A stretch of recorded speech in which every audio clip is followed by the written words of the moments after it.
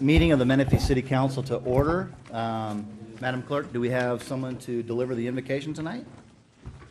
Pastor Misha, that freeze. I'll do the roll call, but no, we don't. All right, very well. Okay. Go ahead and call the roll.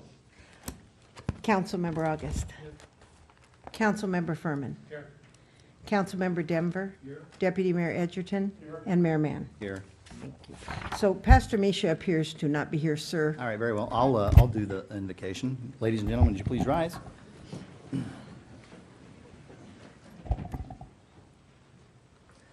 Heavenly Father, bless these proceedings with everybody who's in attendance tonight, those who are sitting up on the dais and those who are in the audience. This is not about each one of us as individuals. This is about moving the city forward and doing what's right for the business and the government of this municipality. And we ask for wisdom, and we ask for calmness in these chambers tonight. In your name we pray. Amen. Amen. Mr. August, would you lead us in the pledge? Yes, please join me in the pledge of allegiance to our flag. Ready to begin? I pledge allegiance to the flag of the United States of America and to the republic for which it stands, one nation, under God, indivisible, with liberty and justice for all. I know we don't have any presentations this evening, Mr. City Manager, but do you have any introductions that you would like to make right now? I do. Thank you, Mr. Mayor, members of council. I'd like you to be introduced to Robert Lennox, our new Community Services Director. He started on Monday. Robert, if you could wave your hand and everybody can get a peek at you. Robert is obviously going to be charged with creating our Community Services Department and comes to us from UKIPA. Has spent 2 years there as the Community Services Director and several years as a Deputy Director in San Bernardino. And prior to that was 9 years in Riverside, 5 years in Riverside. So welcome him, and we look forward to seeing some council updates from him in the near future starting next meeting. Thank you. Welcome, sir. Thank you very much for joining the team. Welcome to the City of Menifee. Thank you so much. We have approval of minutes from the meeting of February 19th. Is there any modifications to the minutes from the last meeting? Hearing none, those minutes are approved. I have a request for a modification for the agenda. I would like to move that we continue item 11.2 to a date to be determined in the future. That would be the public hearing for the Junction project. Is there any? Are there any speakers on this item, Madam Clerk?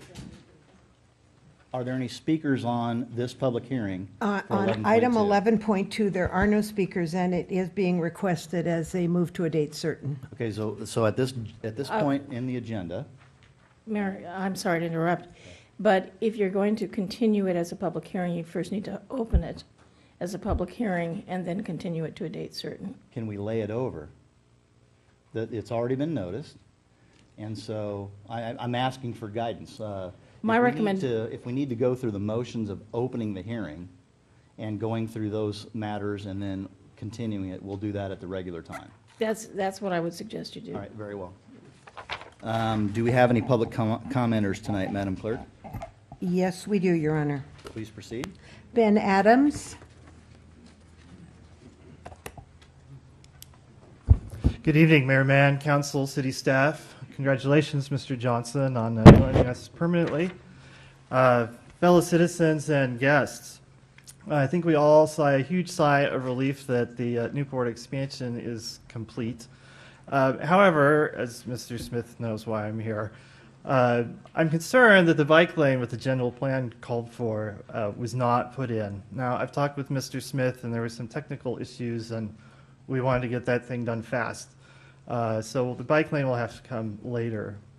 What concerns me more is the part of the bike lane that was on the east side of Menifee Road leading up to the work that was done. When they restriped it to get the lanes to match, the last 500 or so feet of the bike lane was removed. And that was an essential piece. That kept 60-mile-an-hour traffic on my left and right turning or north turning traffic on my right. And I had my nice little comfortable 36 inches of asphalt. Now I have to share a lane. And with the enactment of the 3-foot clearance rule here in California, it's really illegal and unsafe to pass me. But no, I'm not going to hold up traffic at rush hour going 20 miles an hour. But if there's some way we could address at least that piece at some point, I would ask that we could look into that. Related to that is there are monies available right now in Sacramento, sustainable communities, walkable communities, alternate transportation. That's all the buzz up there. And so I would just ask that the city provide Mr. Smith and Mr. Johnson with the staff to take some. It won't replace VLF funds. It won't replace redevelopment funds, but there are lots of money for these funny little projects that really build the community part of Menifee. And so I just want to make sure that as we continue to develop out our city, that little glitches like this are caught before they're permanent. If the asphalt's really going to last 50 years there, it's going to be a long time before we get to fixing this if we had to wait that long. Thank you so much. Thanks, Ben. Next speaker, please. Tony Amatuli.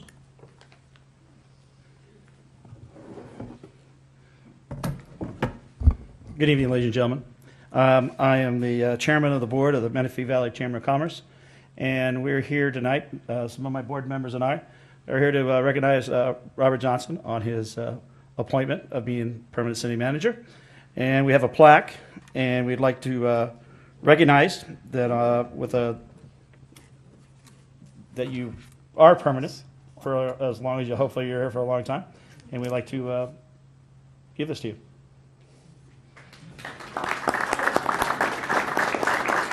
Can my board come up?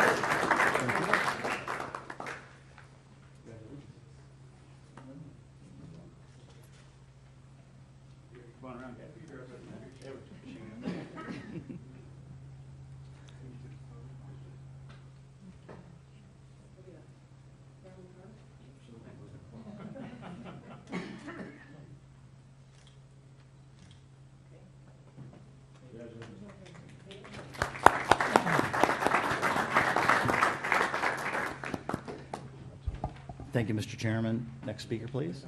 Lisa Sobek.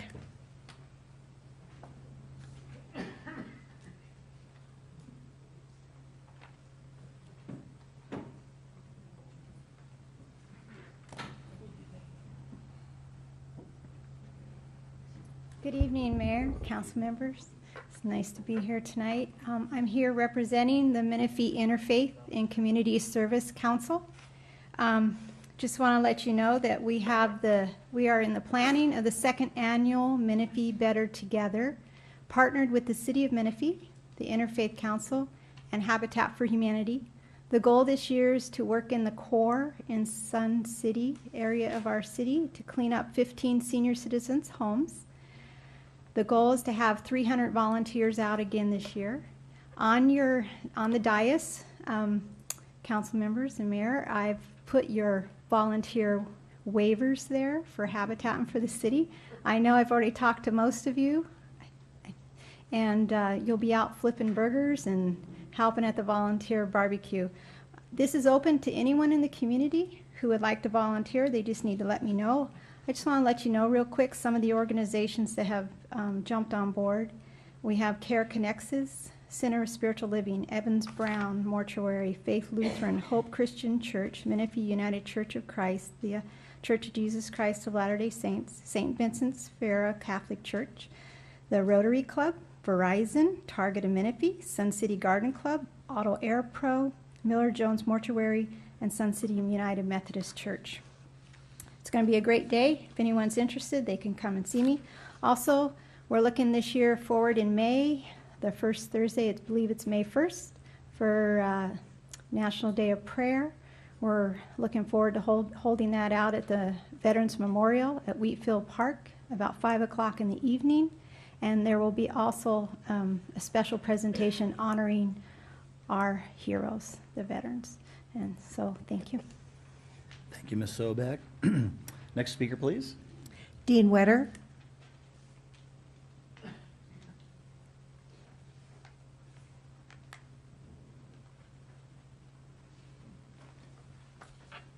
Good evening, Honorable Mayor and council members. I'm Dean Wetter, General Manager for Valleywide Recreation and Park District, and I'm here today simply to give you a couple of updates, some exciting news. As far as the city parks are concerned, there's a couple of parks in the works, and we're excited that these are going to be developed for the best interest of the community. And it kind of corresponds with our theme of healthy lifestyles. And so we're looking at soccer fields, multi-gender ball fields, pickleball, tennis, those types of things are in the works right now. In addition to that, and probably more importantly and exciting because it is completed, or at least substantially completed, is our Wheatfield Park, which is a very large recycled water retrofit project. And so we are finishing that up right now as we speak. The city and Valleywide partnered on the Soapbox Derby, and it has been an incredible success. Registrations are now open, and we've received an abundant amount of interest already. And so we expect to be full by May for an event that's scheduled for September. And second to the last is we know this is a busy time for the city. We are eager and anxious to meet with you and to figure out how we can better serve the community for parks and recreation services throughout the entire city of Menifee. And I'd like to close on one of the most exciting things because this is international news. If you're familiar with the device GoPro, that is for the purpose of the crowd, that's a video type machine that people clip on a helmet or on their bicycle or something of that nature. It was used during our last Soapbox Derby, and we recently received word that they want to use that in the city of Menifee as their advertisement or their media type publications internationally. So we're excited about that the city of Menifee is not only on the map in California and the United States, but internationally. So thank you very much. Before you go, Mr. Denver? didn't we have a race between the mayor and somebody? Are we having a major race this next time at the Soapbox Derby? There's always a little bit of competition there. I'd like to congratulate Rob Johnson not only on permanent that's city right, it manager, was but Rob. also his last win. That's right, that's right. And who did he race? That'd be me. And thank you for pointing that out. We've got a new year. Don't go away, Mr. Edgerton. Yeah, that's great. It's good to have a politician on a soapbox. You know, a lot of us, even though we work here and work with you, aren't aware of, apparently you do a lot of programs for boys and girls, and Absolutely. We service about 24% of school-age kids in our recreation programs, and we're very proud of that. That does give us room to grow, but if you take that in just sheer numbers, that's an awful lot of kids in Menifee are using our programs. And we don't just specialize with children. We like to say that we go all the way from Mom and Me to Old Olympics. This year we had a gentleman who was 100 years old participating in our programs. And so There's hope yet. There's hope yet. this is a brutal night, isn't it? Yeah, I got a lot of support up here, as you can see. Well, we want to thank you for that. That's very much appreciated. That Soapbox Derby just goes down the street behind me, so hopefully there's not too many crashes with the politicians on it. People will be cheering. Thank you for your support. Thank you very much. Thank you. Madam Clerk, do we have other speakers? Yes, Chuck Reuter.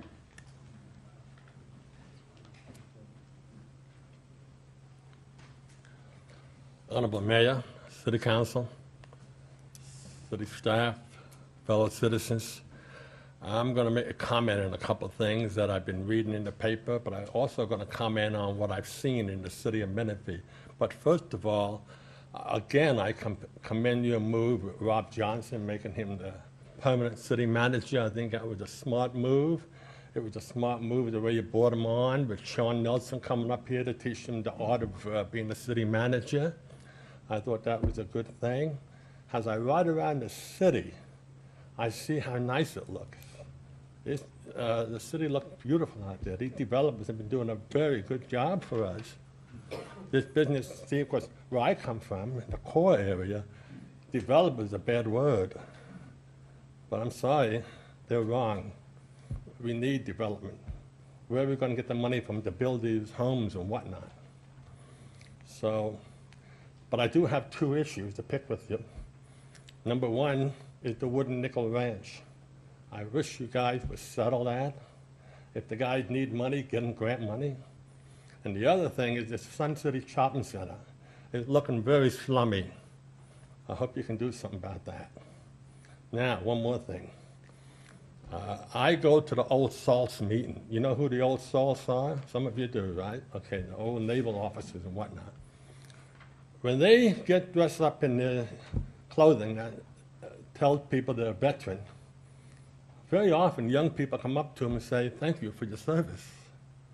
And you have no idea how that makes them feel. Boy, they get perked up. So this also shows the caliber of young people we have here in Menifee. And I sincerely hope you're going to do all you can to help them. And one of the ways would be to fund this Boys and Girls Club that they're trying to get going down here. I think that would be a good start. And I thank you. Thanks, Mr. Reuter. Do we have other speakers, Madam Clerk? Yes, Donna Daniel.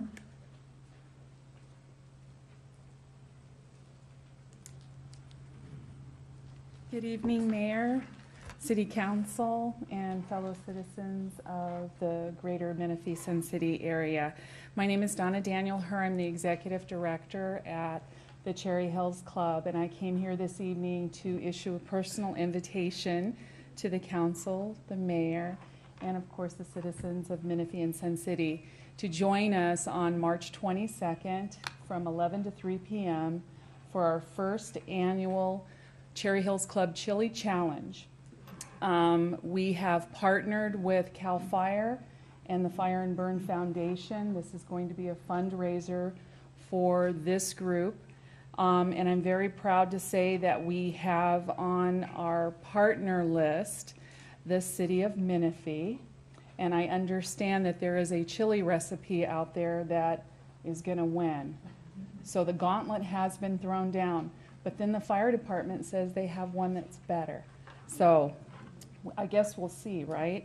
We're very proud to have CAL FIRE, Menifee Chamber of Commerce, retired firefighters, Menifee Valley Medical Center, and the Riverside County Sheriff's Department also as our partners in this very worthwhile event that we're having. So that's it. That's our invitation to you to come out and see us on March 22nd.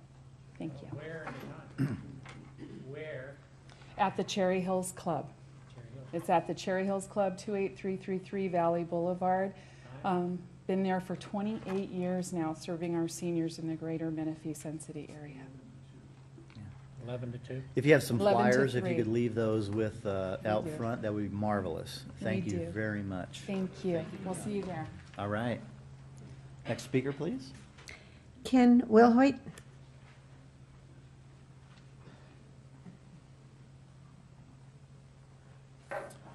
Mr. Mayor, council members, staff, first I want to say before I get into my remarks that this is a pretty well-run young city. Have a pretty good staff, and I like what I see going around here. That said, money is the grease that greases the wheels of politics. At the February 5th council meeting, excuse me, the council passed 3-2 an amendment to the decorum policy that encourages candidates to pledge not to take campaign money from developers or from vendors to the city and to make a full disclosure.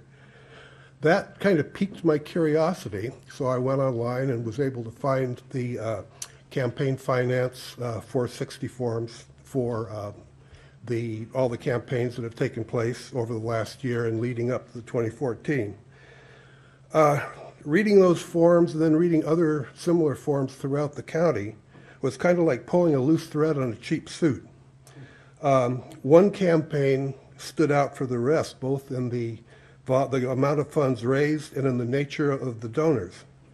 At this point, I want to point out that nothing I found carries any implication of any wrongdoing, and I don't want anybody to think that I'm making any claims of wrongdoing.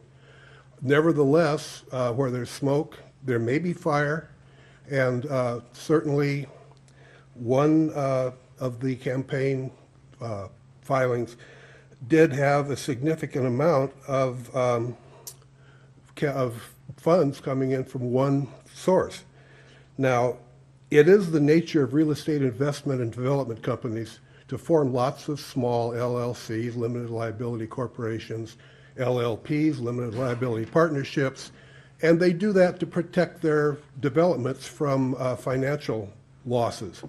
But it also gives them a vehicle to make lots of small contributions to campaigns that can add up to a significant amount of money in total.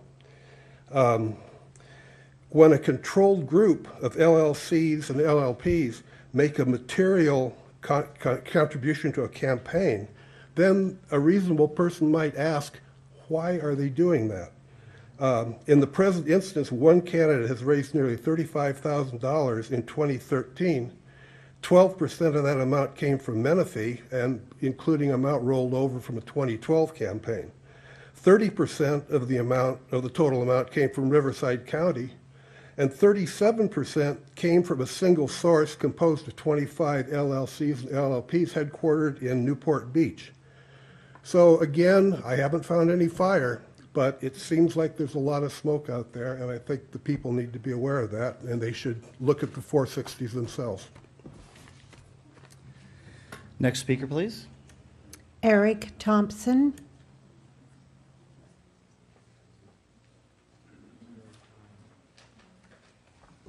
Good evening, and I think there was a mistake. It's Brown, but hey, whatever.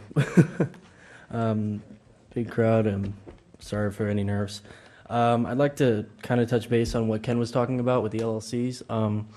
This is going to be more personally towards the mayor. The LLC that he is referring to out of Newport Beach comes from a Mr. and Nelson Chung. The interesting thing about it is when I went in, I remember reading an article from Moreno Valley's major corruption scandal. So I kind of went through and tied the two together, and the Chungs the Chungs actually own the Taxpayers Against Costly Recalls, and were the biggest opponent to the recall for the Moreno Valley, the very corrupt Moreno Valley council members. So what was interesting to me is I read through all the 460s and all of the LLCs, and these individuals that are marked quite all over your campaign contributions, Mr. Mann, they were the biggest opponents to major corruption in man, I'm trying to get this out concisely. The LLCs that were involved in the scandal in Moreno Valley are also linked to your campaign contributions. Now, I find that concerning, and I'm just going to read some of them off. Malaguena LP for $500. JCLIN Investment LP, $500. Desert Candle LP, $500. Avon Homes LLC, $500. CP West Homes LLC, $500. AV3 Homes LLC, $500. AV2 Homes LLC, $500. RV1 Homes LLC, $500. They're all 500. There's probably 20 of them, and they all link $500 to Mr. Chung. And as I said, he's been linked to major scandal, major corruption, and it's really concerning to see that a majority of your campaign contributions come from someone who has got that kind of background and that kind of individual. So I'm kind of curious about what we're looking at when we see this. I don't want your votes to be based around some large Newport Beach developer. I want you to be based in Menifee for the people that are here and not someone's pocketbook. And so I ask, please don't sell your soul to developers. Thank you. Next speaker, please. Roxanne Thompson.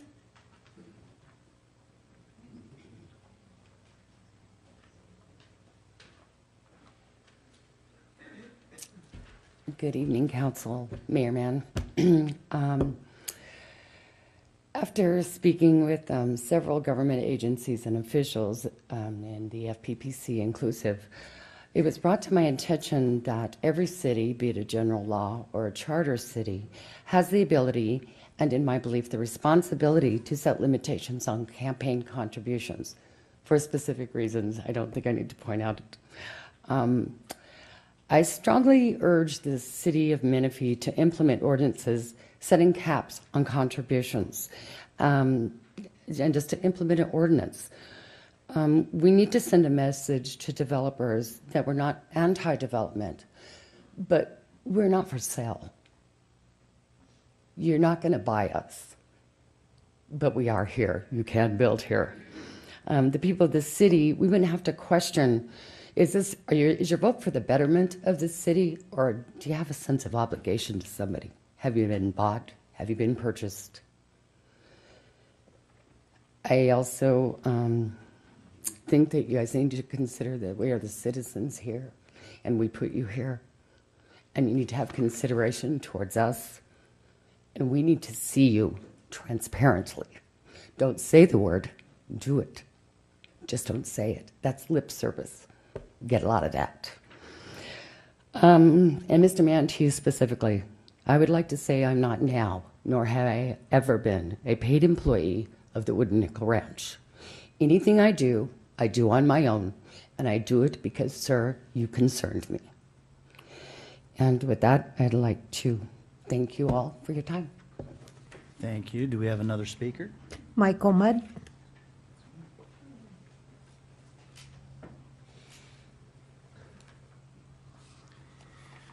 Mayor, Vice Mayor, council members, and staff, thank you for hearing me.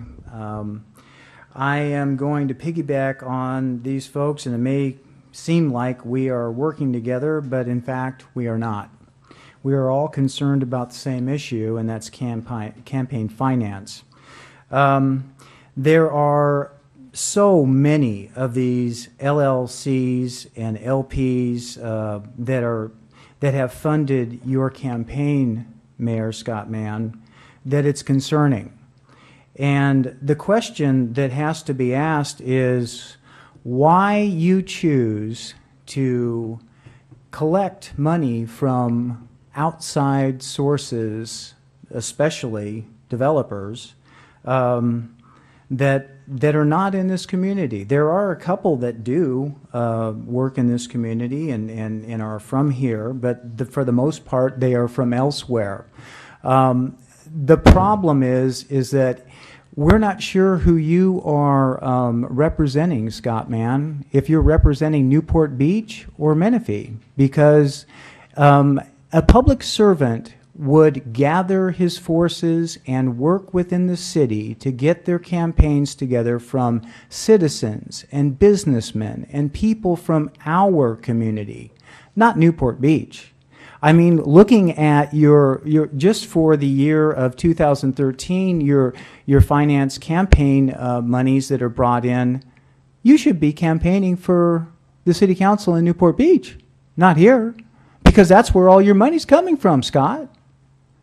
It's a sad state of events when you're given an option to be public, and these basically are shell companies that are set up so that you don't really have to show exactly where the money's coming from. That's concerning. And, the public should know that the vast majority of your money is coming from developers, and they do hold sway over your vote. Basically, they have bought and paid for your vote. Thank you. Do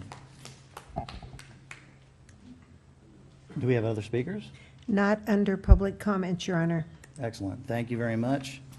On to the consent, council member updates and comments. Council members, do we have any updates? Yep. Mr. August. I just want to report yesterday I went to attended the Interfaith Council at the K. Sinacero Center, and it was chaired by our wonderful Lisa Sobek. Captain Judge from the police department, the lieutenant from the sheriff's department was there. Two very impressive people from the school district, Jonathan Greenberg from Paris Union High School District Superintendent, and Steve Kennedy, Menifee Union School District Superintendent. The subject on the agenda yesterday was about drugs in our high schools in the local area, the Heritage School in Paloma. And Captain Judge and also the two individuals from the school districts were there, and they gave us a pretty long and involved report about the problems out in the city. I'm not going to go into that now, but the point I try to make to you is that it's very apparent that our sheriff's departments are making a very aggressive attempt to assist the people in the schools to get rid of drugs in our schools. And actually, the program's a lot bigger than that because they work with the parents and so on and so forth. So I did want to report that, and I also wanted, Lisa Sobeck's in the audience, and the two people from the schools took the opportunity to kind of chide me about my vote on the Boys and Girls Club the other night. It was done in a nice way, but when they got me outside, they said, "We're not worried about your vote, Greg. We're going to change your mind." And they're so positive and optimistic, and I can see how they're so good for the school district. I'm going to have to stay away from them because I don't doubt them. They probably will change my mind. So anyway, I wanted to pass that on, Lisa. So thanks for the setup. Yeah, okay. Mr. Denver? On Sunday the 2nd, there was a wonderful Arts Council open house at K. Sinicero Center, and it had Mr. Edgerton and I were there, and a whole bunch of people. Had some beautiful artwork put up, and also some plays that were being worked on about Menifee history, Indian history at this point. And anyway, it was very good, and we all should go to those things. Thank you. Any other updates? I have one update. Thank you for all the comments that have been made tonight. I want to dispel one rumor this evening. It has been alleged that I have a mistress. I have a mistress in the city of Menifee. Does anybody? Just one, maybe 3 or 4. And so I would like to introduce my mistress this evening. Julie, would you stand up, please? Stand up. This is my mother, okay? My mom, we've been to a couple golf tournaments together, and people have said that, my God, Scott, you're dating an older woman. And no, she's my sister or she's my mom, whatever. Mom, thank you very much for coming. Sorry you had to... Excuse me, Mr. Mayor. Sorry you had to listen to some of these things tonight, but I appreciate the... I've heard the rumor, and you did not answer it correctly. The rumor I heard is that you were dating a younger woman. That's true. I sit corrected. Thank you very kindly. Thank you very much for, ladies and gentlemen. On to the consent calendar. Do we have any, do I have a motion on the consent calendar? So moved. Is there a second? Second. Roll call vote on the consent calendar, please. Council Member August. Aye. Council Member Denver. Aye. Deputy Mayor Edgerton. Aye. Council Member Furman. Mayor Mann. Aye. On to public hearings. Agenda item 11.1, public hearing for specific plan amendment number 2012-033, Audie Murphy Ranch specific plan amendment number 5, change of zone, et cetera, et cetera. Mr. Furman?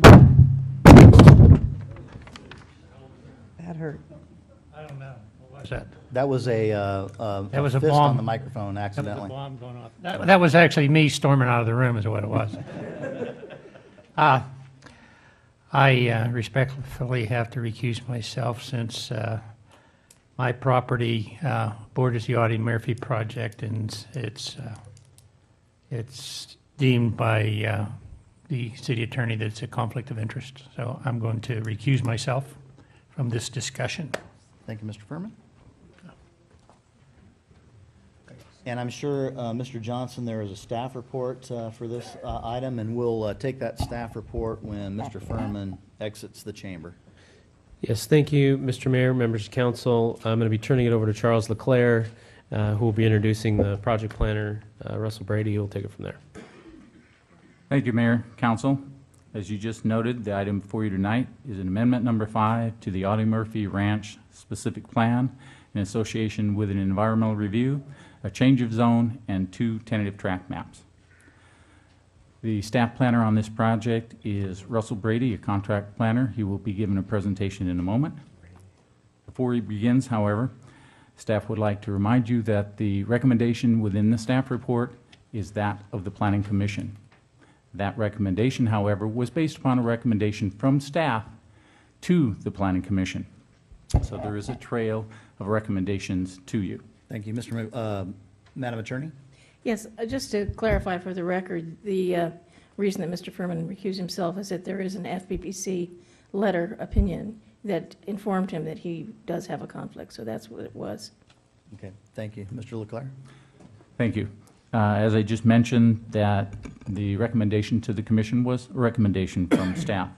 Staff, in its consideration of any project, is required to do an assessment of the request, balance the impacts and the benefits to the community, and then make a reasons analysis of that material, that request, and present that to the Planning Commission, along with a recommendation. And we did so. In making our review of this particular request, we considered the proposal and its enhancements to the plan's parks, its trail system, the sewer system that would be made available to this site and therefore to nearby sites, the school site, and the roadway improvements that would be accomplished by this proposal. In addition, the specific siting of the fire station that has always been a requirement of the specific plan, but now in this proposal, it cites a specific location. The trade-off for that is, as is very clear, a reduction in the mixture of lots to allow more of the smaller lots all the way down to 5,000 square feet. Total number of lots remains the same, but there will be a mixture that will allow more of the smaller lots. That is reality of this request. However, although the material gives an upper range to the most number of additional lots that would be allowed in the smaller range, the actual numbers are set by the tentative track maps that are in front of you tonight, and those are lower than the numbers that could have been requested by the amendment. It is also important to recognize that this request is discretionary. It is up to the City Council to decide whether or not this should move forward. If it does not move forward, it will fall back. The development will fall back on the existing approved tracks, and if they choose to not follow those approved tracks, they have the opportunity to submit new requests, new material to the city for consideration and action. With that, I'll turn it over to Mr. Brady for a bit longer explanation of the specific request.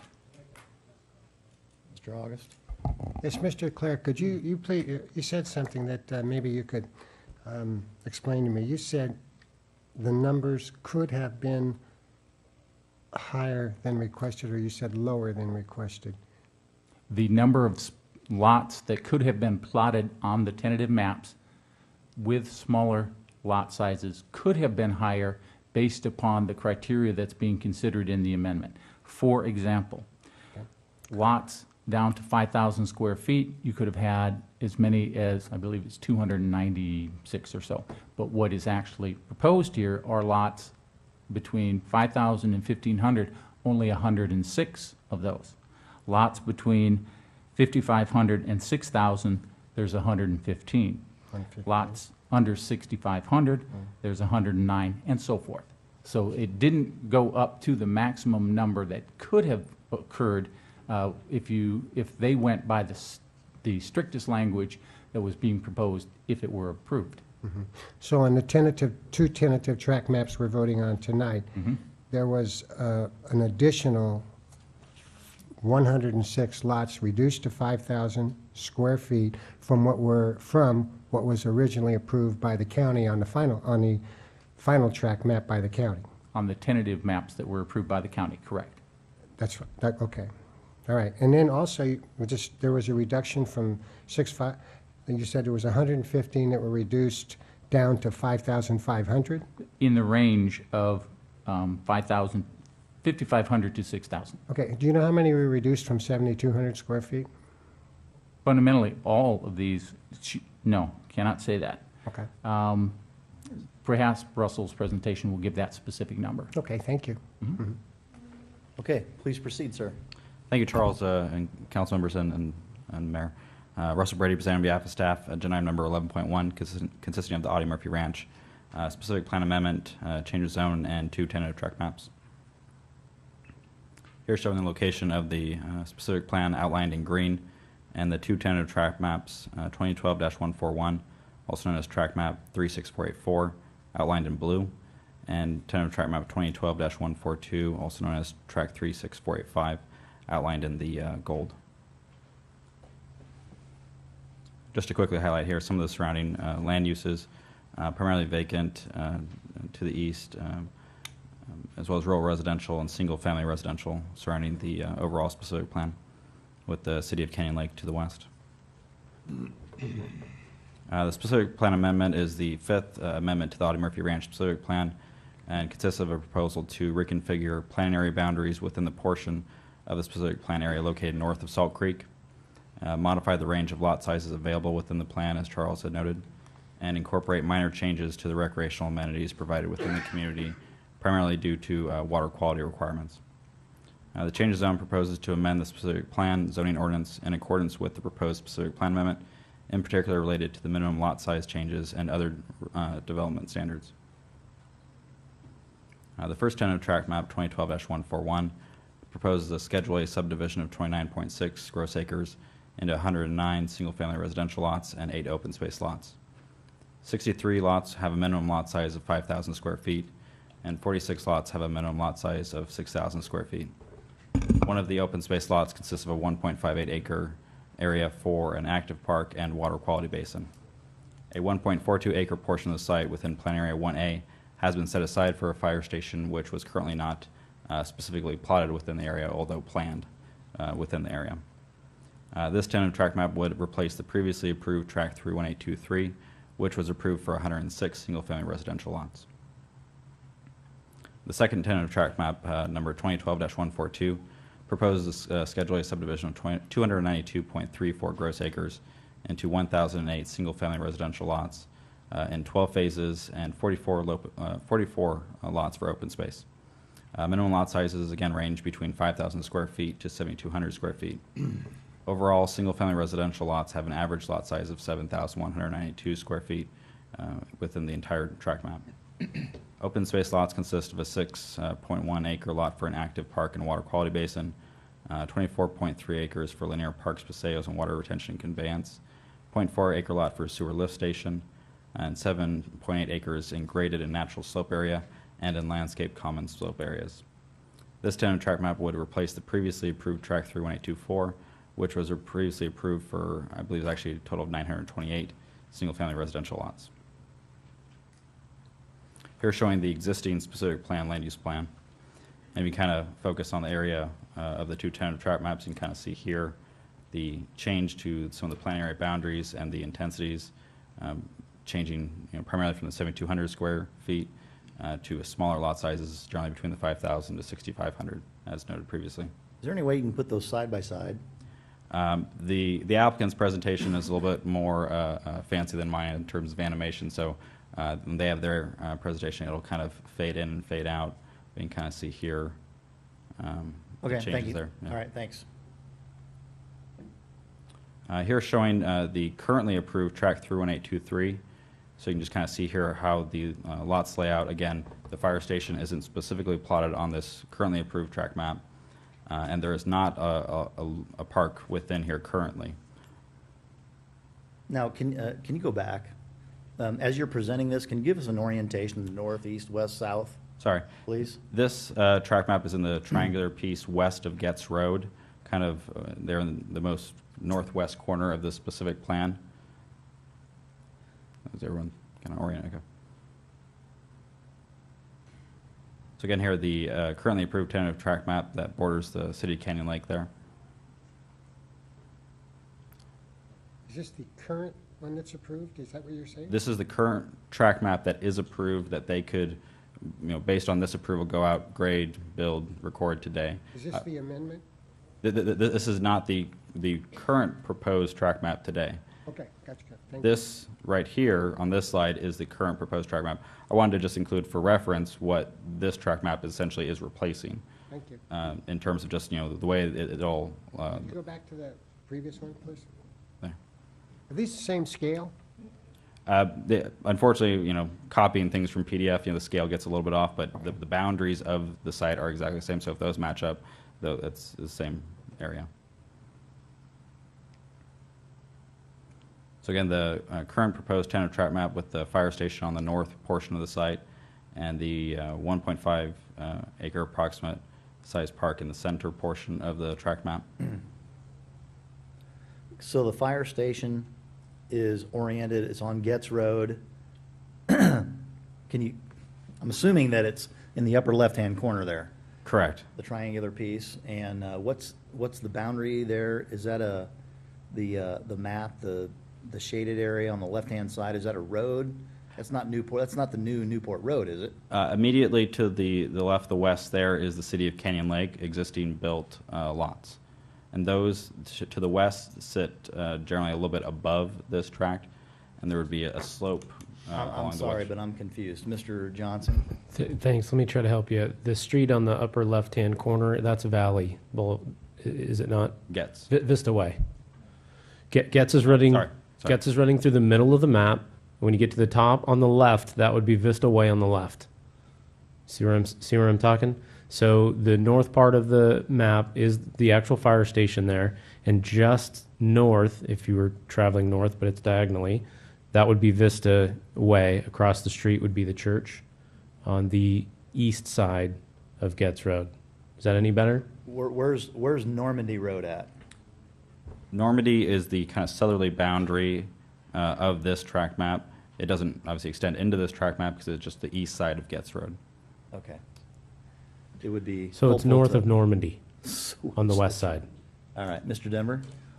If I understand what you said, basically, is that in the negotiation process, conceivably, the city got from the old map, got a fire station and a park, and the amount of lots in this subdivision are the same or less.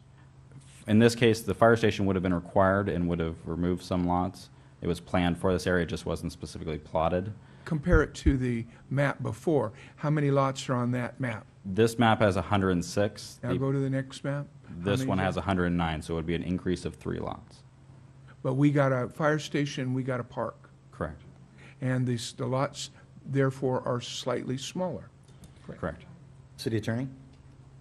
I'm sorry to interrupt, but this has become an exchange, and we do have a policy that says that the mayor is supposed to inquire of every member of the council as to whether they've received campaign contributions from the developer before. That's one of the engaging in problems. that. I don't know.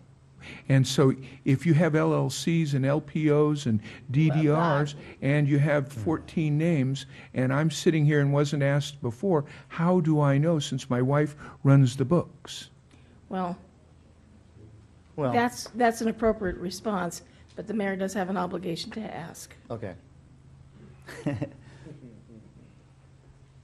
Are there anybody who has received campaign contributions from the development of this project? Maybe. Mr. Edgerton? I don't accept campaign contributions from developers. I do work with them. Mr. August? No. Yeah. I actually have indeed received a donation from this company. I've actually had several ex parte conversations with this developer in accordance with AB 1234. I disclose that. However, I have not had a meeting with the developer on this specific plan amendment. So with that said, can we proceed with the staff report? Do we have to say whether we've had lunch or not? Who paid for the lunch? No. Please proceed. Moving on here is to the second track map.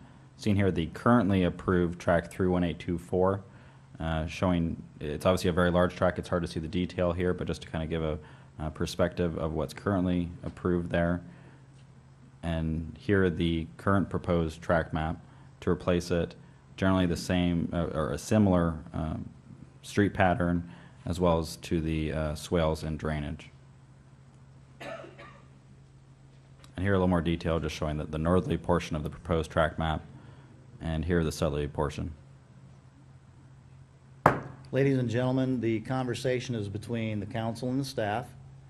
Please keep your comments down. Thank you. Please proceed. Thank you. To highlight here, this table might be a little difficult to read, but the point of it here highlighted in yellow, indicating here on the left-hand side, the existing specific plan land use types. The previous designation for activity parks had a total acreage of 24.0 acres, and the current proposed designation of recreation parks proposes 28.3 acres. At face value, it would appear that the park area is being increased, which in the designation it is being increased.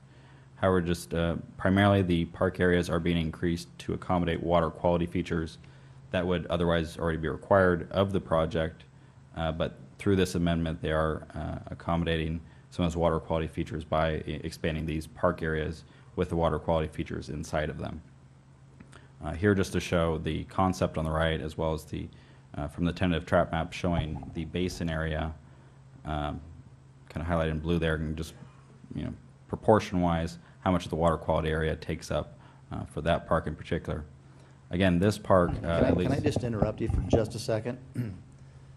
For me, it would be helpful, Mr. Johnson, if we would, I understand the map, but it would be helpful if we had an orientation to the major streets, because I can't visualize where this actually is. So can you help me out here? Can you articulate where the major cross streets are and where these things actually are? And maybe the applicant's comments have something, but I'm seeing this for the very first time, other than from my agenda packet, and so it'd be helpful if you could articulate that. Okay. Starting here, as far as just the specific plan, the larger level, unfortunately, I don't really have a pointer here. I don't want you to go back all the way to the beginning. Just go back to the park slide, please, that you were just talking about. For reference here, it is located within this track map and the triangular track map at the center portion of that. And so that's this park right here that would be located within the smaller tract that is westerly of Getz Road. Thank you.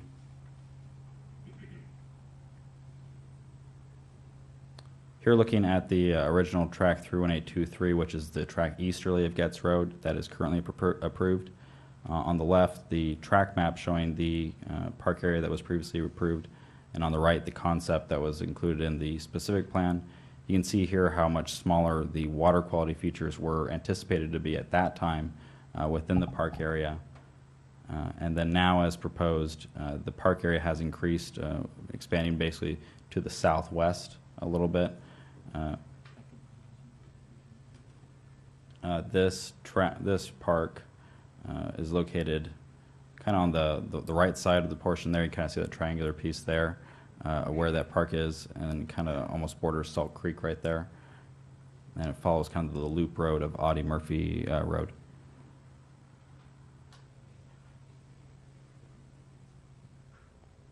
So again, here the previously or currently approved park area. Then here the currently proposed park area on the left, the tentative track map showing the water quality basin proposed, and then on the right, the concept of how the park would be developed on the right, that is within the specific plan. So this is just for indication of how much of the water quality features does take up within the park and how much active area would remain. Primarily due to this change in the active area for the parks, each of the tentative track maps has been conditioned to revisit the Quimby fee agreement that's already in place for Audie Murphy Ranch, just to reestablish what active park area there would be once this is sorted out. Kind of touch on the earlier questions about the change in the lot size types. Again, the specific plan maximum dwelling units would not increase. The amendment proposes to shift dwelling units within the specific plan, and the shift would include additional 5,000 to 6,500 minimum square foot lots within the specific plan.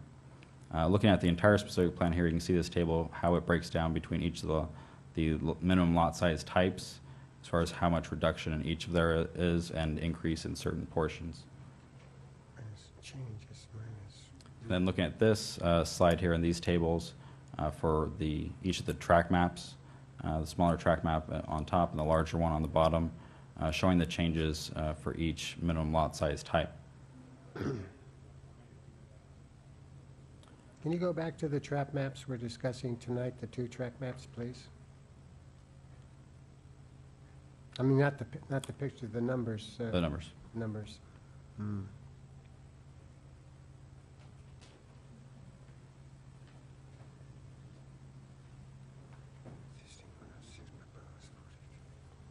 And the changes are the minus 106, that's a reduction, and the pluses are an increase?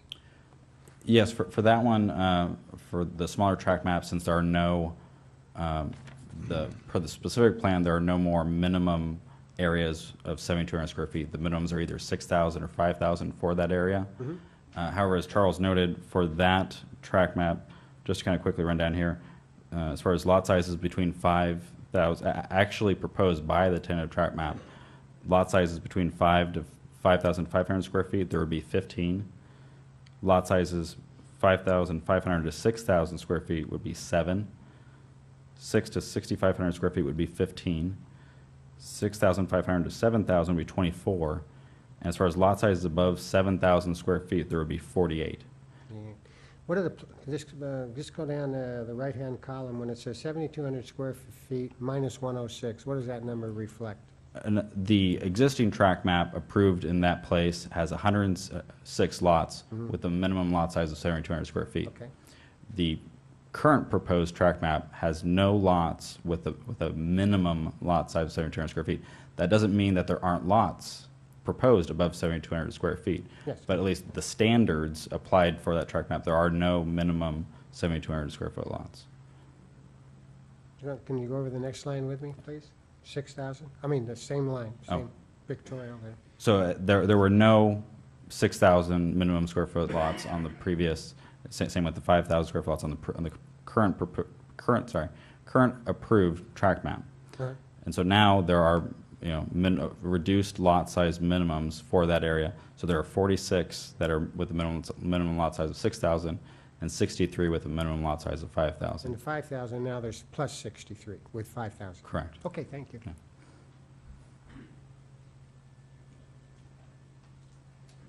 And just to highlight here, so there are some questions about how 5,000 square foot lots kind of function.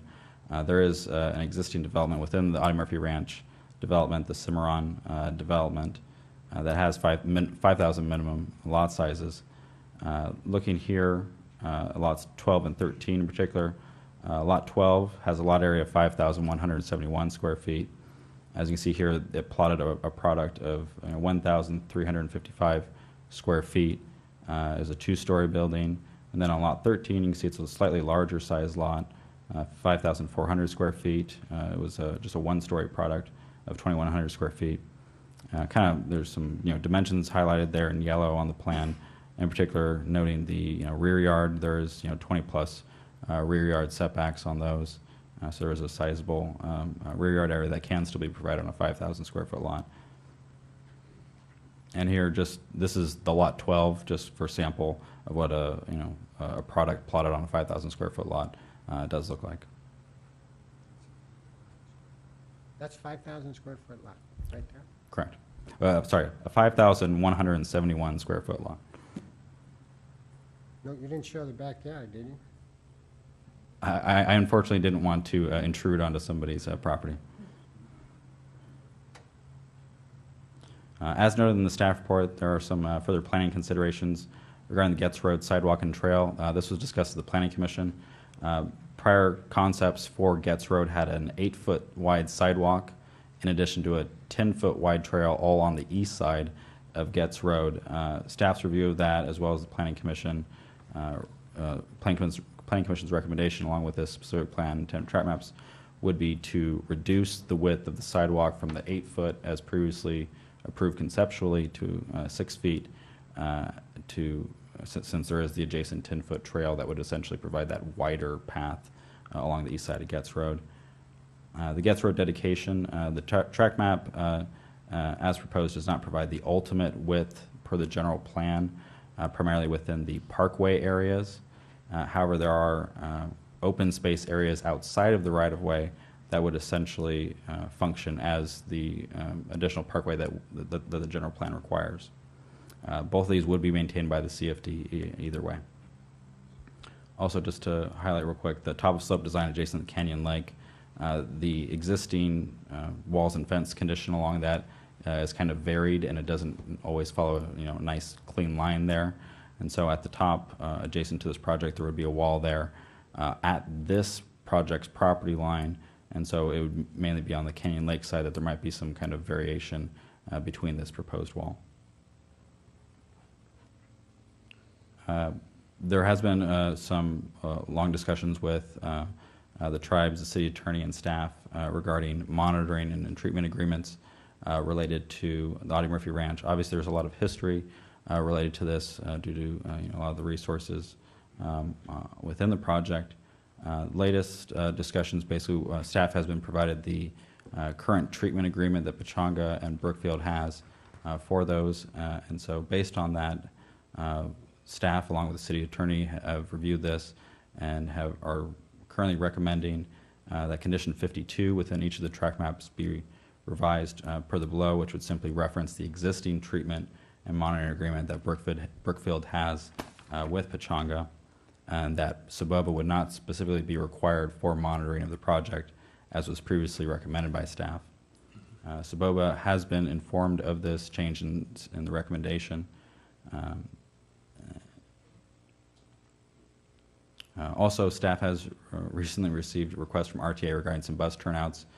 We've talked with the applicant very briefly on this. We just received this yesterday.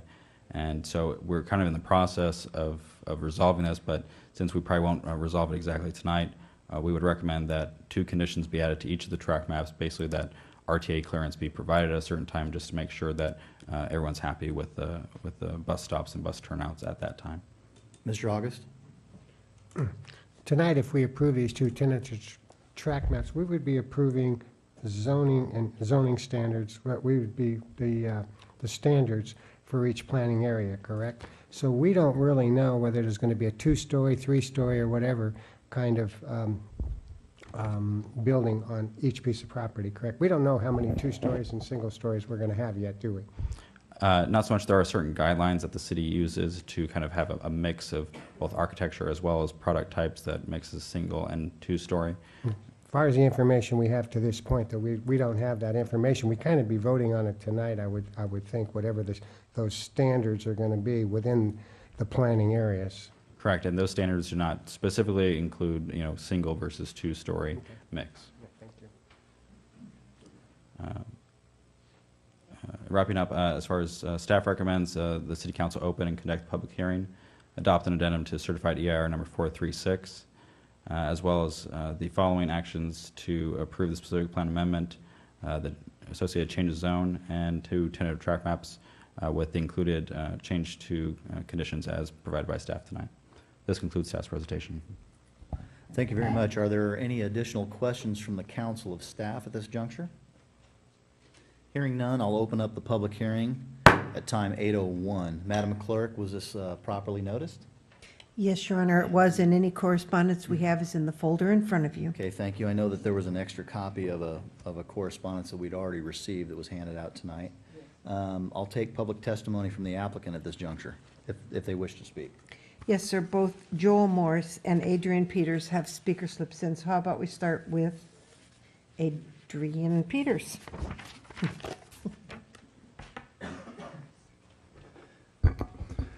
Good evening, Mr. Mayor, Mr. Deputy Mayor, members of the City Council, members of staff. I'm Adrian Peters of Brookfield Residential, and I'm very, very happy to be here this evening.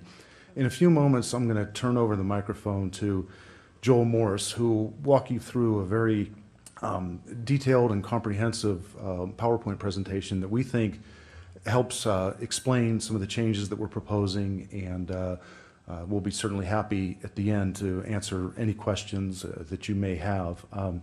First, I wanted to make sure that I thanked staff. I think that this application has been in the works now for over 2 years, and we certainly appreciate all the effort that Rob Johnson has put forth, Jonathan Smith, Lisa Gordon, Charles Leclerc, Russell Brady, and some of the other outside consultants that the city has retained to help review our project in the context of CEQA, state law, city policy, and so on and so forth.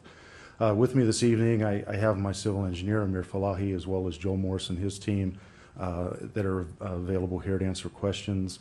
I also wanted to thank a couple of other esteemed agencies that work in Southwest Riverside County, including EMWD, who's here this evening. We've been working closely with them now for many years on this project, and the Pechanga tribe is well represented here this evening. A couple of quick thoughts real quickly. First of all, we are in accordance and concur with staff's recommendation. We think they did a fine job. We endorse the modified conditions of approval that are before you this evening. We certainly are looking forward to discussing any questions you have on those further, but we definitely would like your affirmative vote this evening. A couple of points to sort of drive home real quickly is that the lot sizes that were discussed there were the minimums, of course, and I think you'll be pleasantly surprised to know that, for example, in the 36484 map that we talked with the fire station, the triangular shaped one, those lots were previously a minimum of 7,200, and even though the minimums now are proposed to be 5,000 and 6,000, those are strictly the minimums, and in fact the average lot sizes for the 5,000s are actually 6,487 square feet, and for the 6,000s, they'd be 8,100 square feet. And so we did an exhaustive analysis, and the long and short of it is that the actual lot sizes proposed versus what the minimum standards are, we are increasing them by approximately 20% on average. So a 5,000 square foot lot planning area, the average lot sizes are approximately 6,000, in some cases even larger. So we also have, believe it or not, north of Salt Creek, 103 lots that are greater than 10,000 square feet. So we believe that introducing a broader array of lot sizes can allow us to offer a diverse range of product types that we think are going to help build strong communities. Our motto or tagline is the best places to call home, and we are committed to Menifee. We are committed to building a wonderful community here in Menifee. We've been here for many years, and we intend to be here for many more years. And so we're committed to building communities that people want to live in, with homes that people would like to buy. And I think that you'd again be pleasantly surprised at how large the homes actually are on these lot sizes. And so moving forward, our projections are that there aren't going to be any homes smaller than 2,000 square feet. And I think at least 25% of them in the specific plan are required to be single story. So I think we're going to be offering the consumer and the buyer and the future Menifee resident here a tremendous opportunity to buy large homes, small homes, single-story homes, two-story homes. And no, there won't be any three-story homes. Trust me on that one. But I think that the prices are going to be at a point where we think that quality development is going to enhance the overall value of Menifee and really raise up the bar in Menifee, so that when people talk about Menifee, they talk about great communities, and we're firmly committed to that. So again, I'll be available to answer any questions at the end. At this time, I'd like to turn it over to Joel Morse, who will give you guys some additional detail. So thank you for this, your time.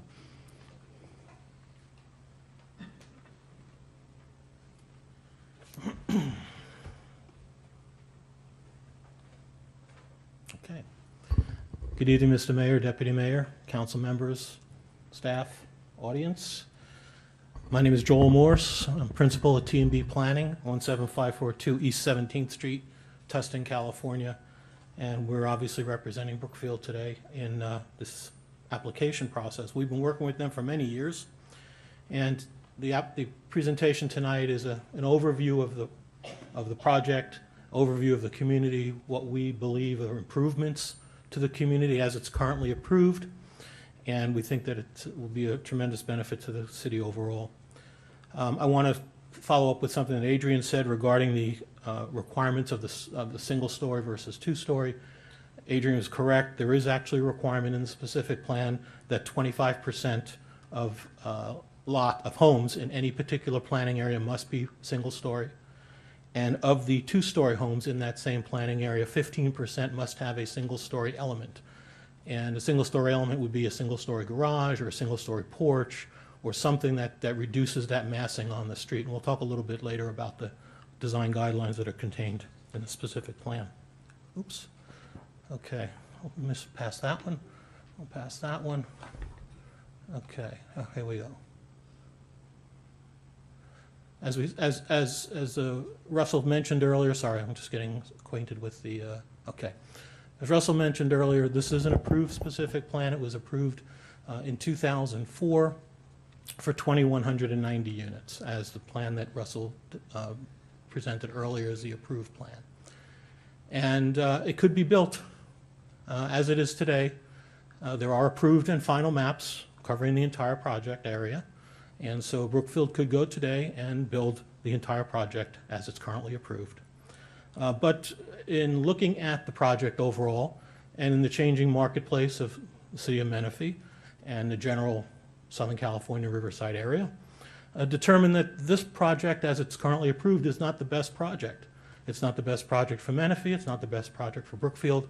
And so they endeavored on this 2-year process to improve the project, which culminates in this evening's meeting.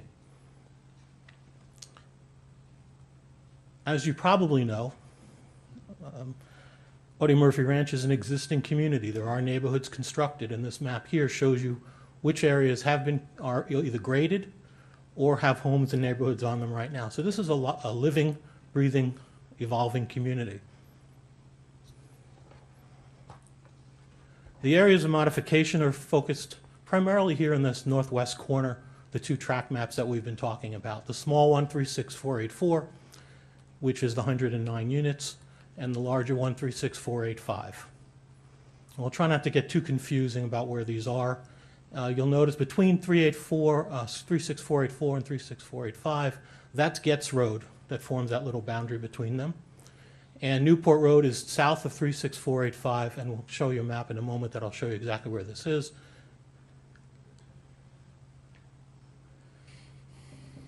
And here's the approved specific plan. The area of change or modification is this northwest corner. Again, Getz Road heading from the left, upper left, down to the center. Newport Road traversing the center of the project area. Audie Murphy Road is the loop road that covers, if you look at the right-hand side of that highlighted yellow area, that's the boundary of, or that is Audie Murphy Road that traverses the center part of that northern portion of the project site. So this is really where the main changes are taking place. It's important to recognize that that the total number of units is still 2,190. There's no interest in increasing the number of units.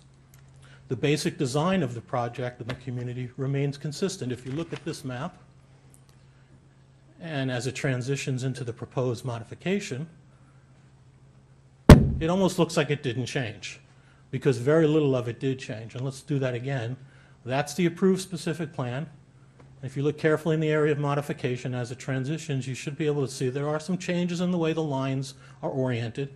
And really all we did was reorient the lotting and create some additional segmentation in the lot sizes.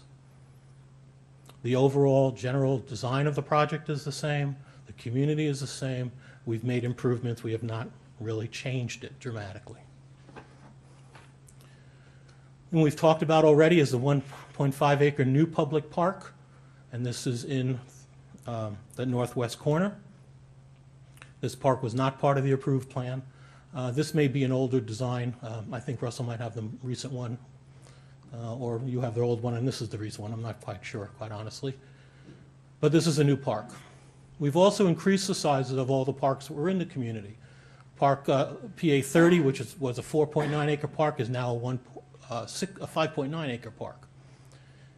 And it's important to note that we did increase the size of the parks. And what's changed since the approval of this plan in 2004 is, as you probably know, and I'm sure as a Public Works Director can tell you, the water quality management requirements in Riverside County have dramatically changed over the last few years, increased, and I don't know what the amount would be, but it's substantially increased the requirements for water quality management. So by increasing the size of the park, we have attempted to preserve the original usable acreage of the park. We've responded to that increase in water quality management acreage requirements by enlarging the park commensurately. So we've increased the size of the PA 30 park. PA 31 was 8 acres. It's now 9.5 acres, or 8.4 acres, now 9.5 acres. Again, this one doesn't have too much, as much water quality for it, in it, so it's not really an issue in this particular park, but this one's chock full of good stuff. If you look carefully at this, there's a skate park over there on the extreme right edge. There's an all-surface courts, some tennis courts, soccer fields, and a whole pretty nice park overall on about 9.5 acres. And the PA 39 park has been increased to 11.6 acres, 11.3 acres, and again, pretty substantial sports park. Going to be a very nice addition to the community and to the city overall. These are public parks, not private parks. All told, there's an increase of 4.2 acres in parkland, up to 28.3 acres within the specific plan.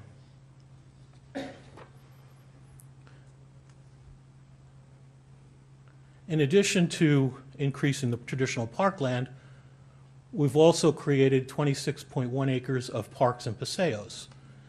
And these occur, and I think the slide did it, yeah, okay. If you see them growing in green there, those are the parks and paseos. Those are combination water quality facilities with paseos and trails through them, creating an integrated linkage of trails throughout the community from Salt Creek all the way through to the north. And we'll talk about trails overall in a moment. We've also, in addition to increasing parks, we've also increased the amount of acreage devoted and designated as drainage or riparian habitat. This has been increased by 15 acres, 14.9 acres.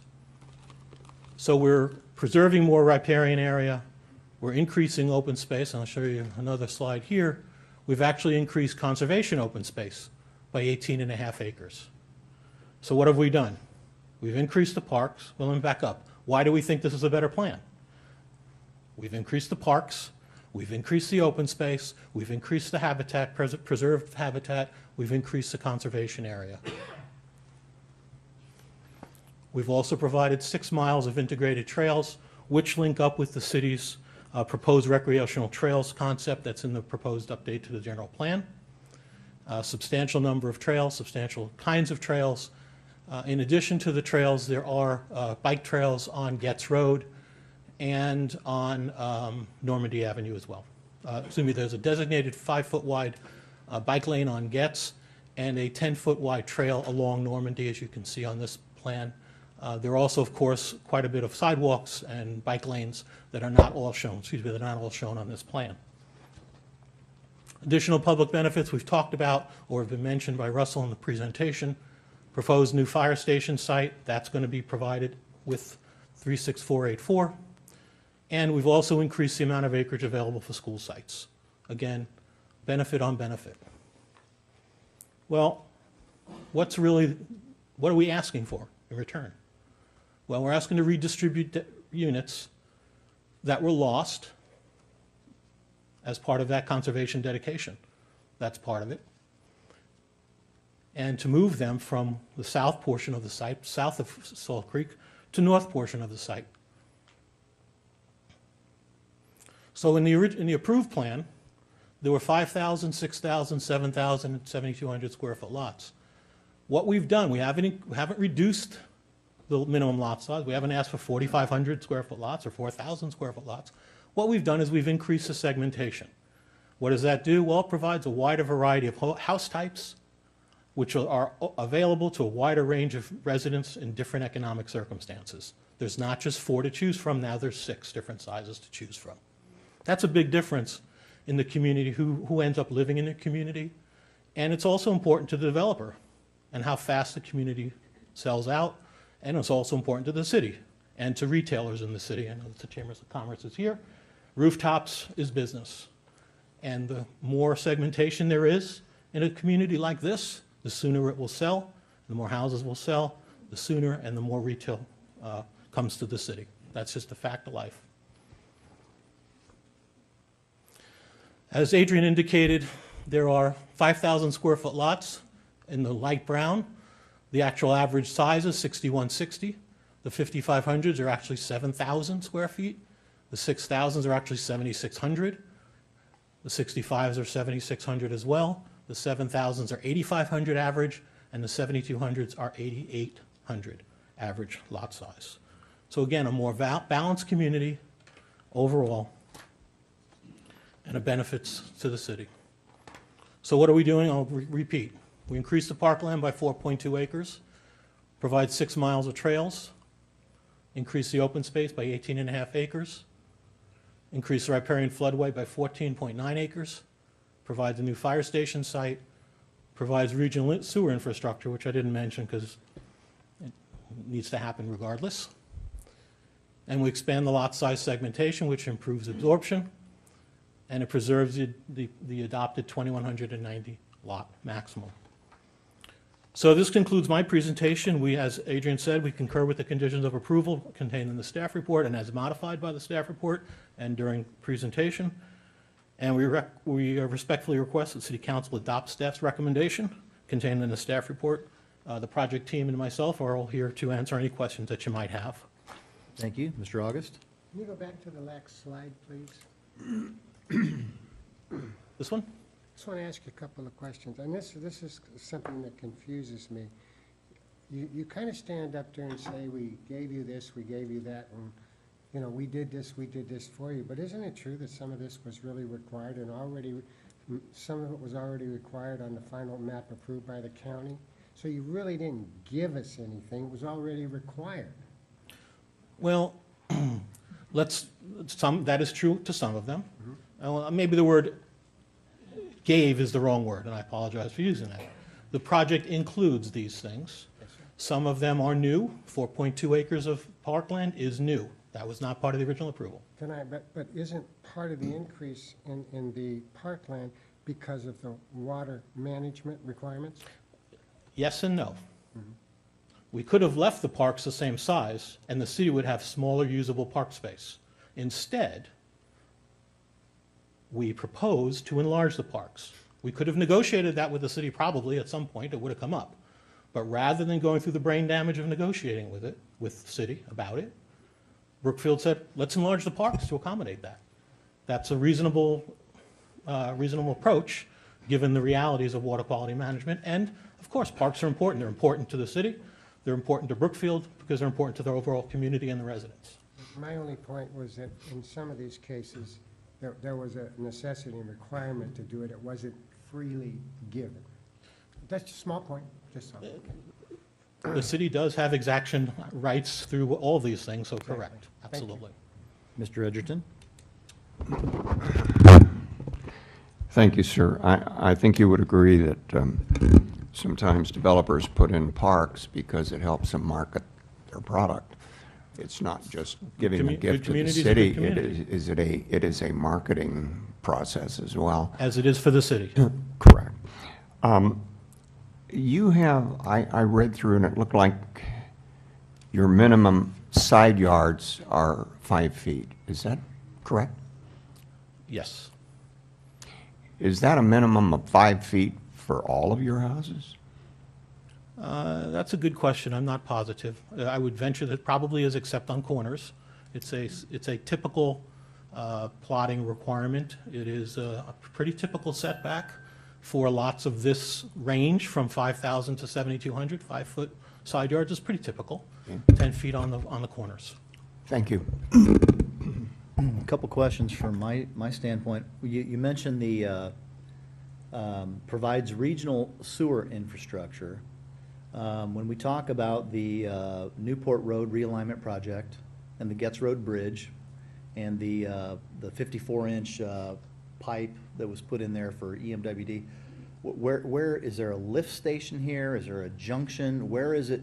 The question I'm getting to is when you say provides regional sewer infrastructure, is it going to help us be able to sewer Quail Valley in terms of providing an avenue to connect down the road? That may be a question for staff instead. Well, I'd probably hand off the baton to staff at some point, but let me just show you on, if I can find it on this. Yes, there are 2 sewer pump stations, and let me go back to the park plan because that's actually where it is. actually where it shows up, I believe.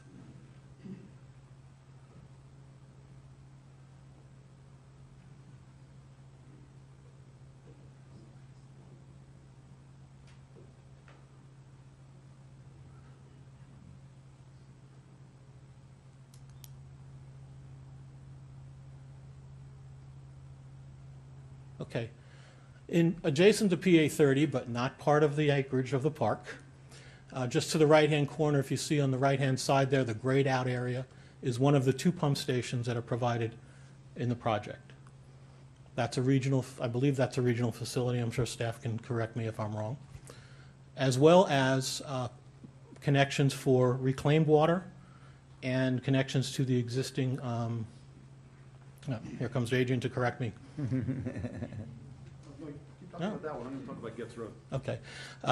So there are, in fact, I removed that slide because we thought we bored the planning commission with it. So let me see if I have it in here as another slide. But yes, I don't believe I have it. I don't have it. Go ahead and talk about it. See if I can find it. Okay. I think the key contribution here is that there wasn't previously a sewer in Getz Road that could accommodate Quail Valley.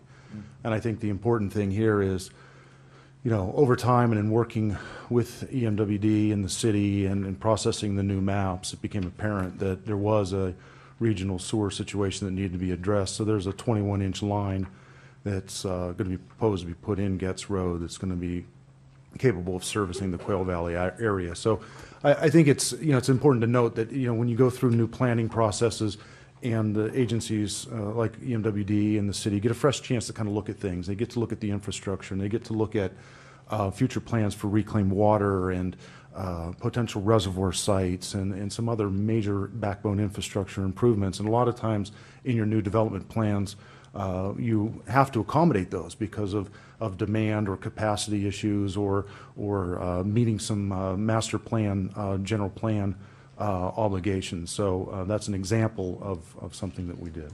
Okay. Well, the other question I had, thank you for answering that actually, so there is a benefit in there's something that we're getting potentially from an infrastructure standpoint with this from a sewer connection that could potentially benefit another community in the future. It seems like it anyway. One of the things, along the same lines of what Mr. August asked, you know, I used to work for the school district and then I was on the school board. And I'm wondering, why did, I don't see anybody from the Menifee Union School District here. Why did the school district come in and ask for extra space? I mean, it seems to me that there was an approval and now there's something that's been asked for over and above. What's going on with that? Well, or am I wrong? Or am I misinterpreting the presentation? No, that's a great question. There were discussions with the school district several years ago on the orientation of the school site and access to the school site. And the school district was concerned, based upon the original layout, with the primary and sole access being from Murphy Ranch Road. That created some logistical problems for access. The grades there don't allow for multiple access points. And so there were discussions between Brookfield and the school district to incorporate 13 previously approved lots that were.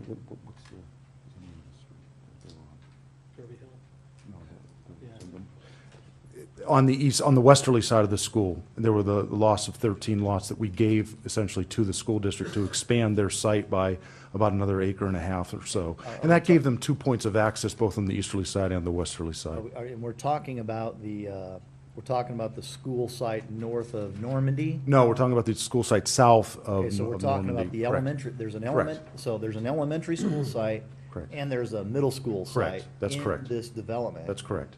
And so there's been something that's changed that's precipitating this as well. A Right. request from them. Right. The school district has certain minimum size requirements and you know, certain goals about how they want to structure their school sites. And not all school sites are perfect squares. And so sometimes you deal with irregular shaped school sites like the one south of Newport, and then another one you're on the northerly side. It's on a loop road with some curvature. Obviously, it has the Lauderdale Park to the easterly side of it. So a great deal of thought went into this several years ago with the school district when we did our mitigation agreement with them about exactly how much acreage they want. And that's helped, through this amendment, we're basically addressing their requirements.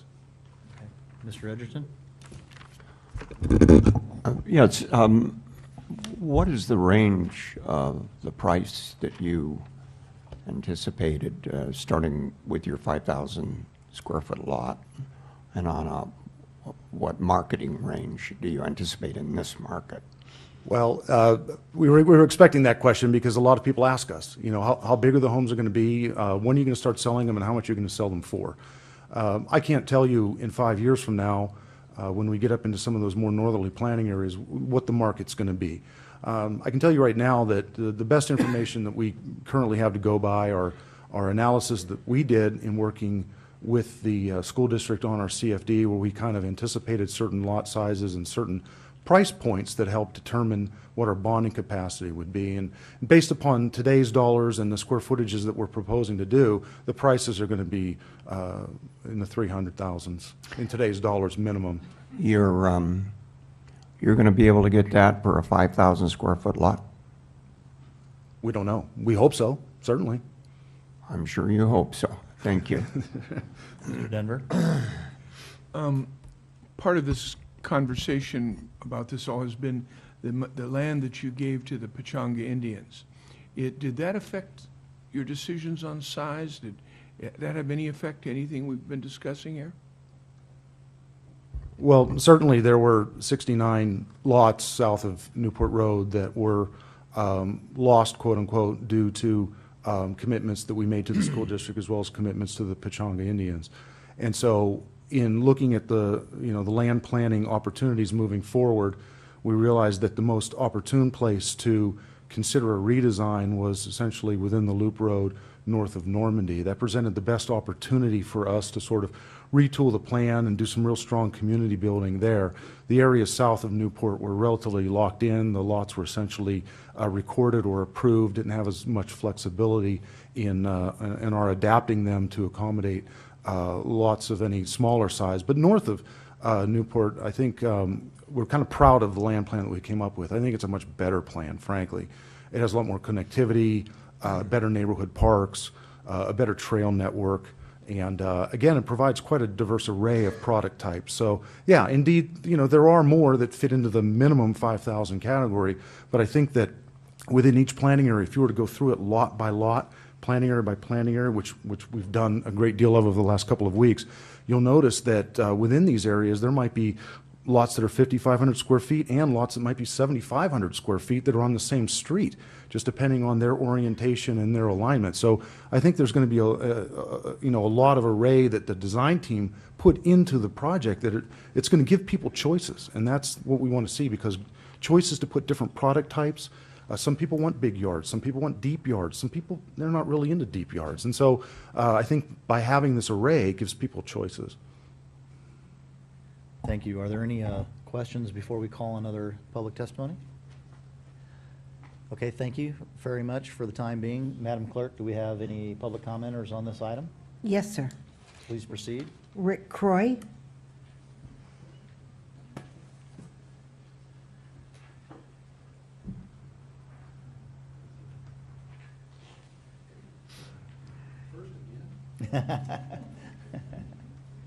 Where's your horse? Yeah, you want to buy a lottery Still ticket. still stuck in the mud. Yeah, pretty much. Menifee clay, you gotta love it. I have kind of two things. One's kind of on a micro scale and another on a macro scale. In the staff report, it does mention, parks are a huge concern. It's going to be in the next few months even a bigger concern. In the planning area 30 and also the other one that was mentioned, it does say the proposed Paseo areas serve dual purposes with drainage and flood control. Due to the changes that there's going to be some restricted uses. I just think it needs to be clarified a little bit. Is where it kind of showed where the water inundation will happen is Will people be able to use that when it's dry? Is it going to be a mobile lot, or is it space that people will be able to access? I think that's a good question a lot of people would like to know, because that would make an important contribution to the usability of those parks. Kind of on a macro scale, there's no other way, since competition seems to be the theme of the evening, I'd like to ask a question and maybe pose it as a challenge to Mr. Peters and his company. Where's the next Bear Creek? Let's find a Bear Creek that we can put in Menifee. You know I'm a big fan of large lot development. My mother-in-law was the third resident of Bear Creek. She saw Murrieta blossom. We need some large lot development in this city. It will drive those people that want to bring their companies here, that want to take advantage of that EDC corridor. It will create employment and all those wonderful things. We want Menifee to be a move-up community. We want people that live here to have zip code envy, as we all had in other places. So that would be my challenge to the development community. Let's find a Bear Creek and put it here. Thanks. Thanks, Mr. Croy. Madam Clerk, do we have other speakers? Michelle Fahey.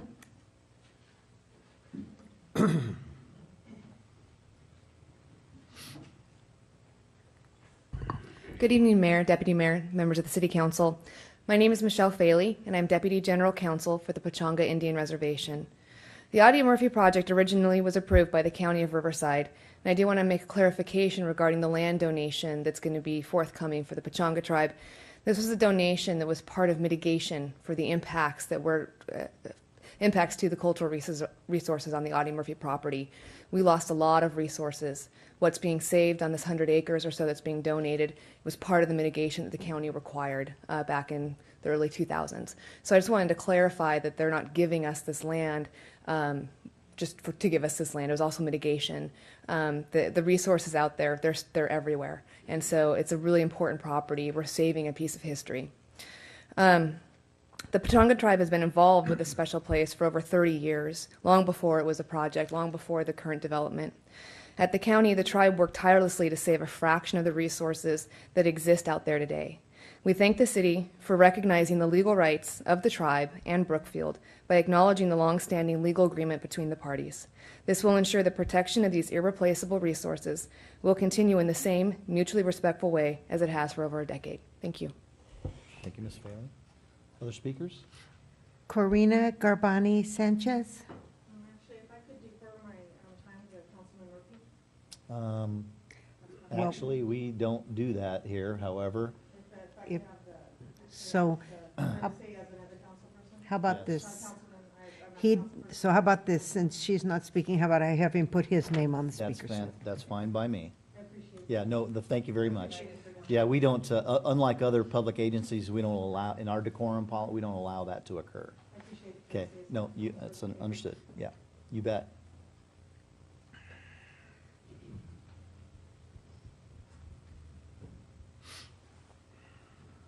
Thanks, sir. Russell Murphy.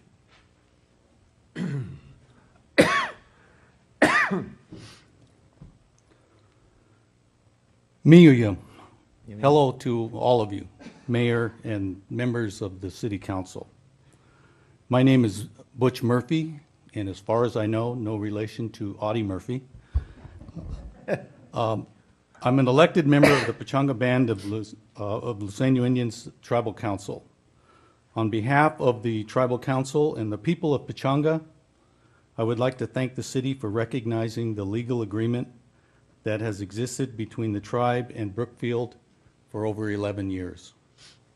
We've worked extensively with Brookfield and the County of Riverside to ensure the invaluable Luiseño cultural resources located on the Audie Murphy property are protected and cared for in perpetuity. We look forward to continuing our longtime relationship with Brookfield and our preservation efforts to maintain the culture of our ancestors that our ancestors have left from generations before us. Nosham Lovik. Thank you. Thank you, Councilmember. Madam Clerk, do we have other speakers? No, sir. Does the applicant wish to make another statement or provide additional commentary at this juncture?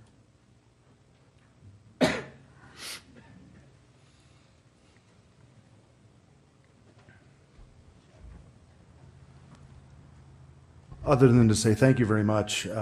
We appreciate the questions and the comments so far. And just to reiterate one more time, I think the findings that staff made relative to our project in the context of CEQA, in the context of the general plan, in the context of master planning goals for the community, I think are on point. And we appreciate all the hard work they put into it. It took 2 years to get to this point, and I think it was 2 years well spent. We were eager to get here before you this evening. We were eager to talk about our plan, eager to talk about its benefits, eager to talk about why we're doing it.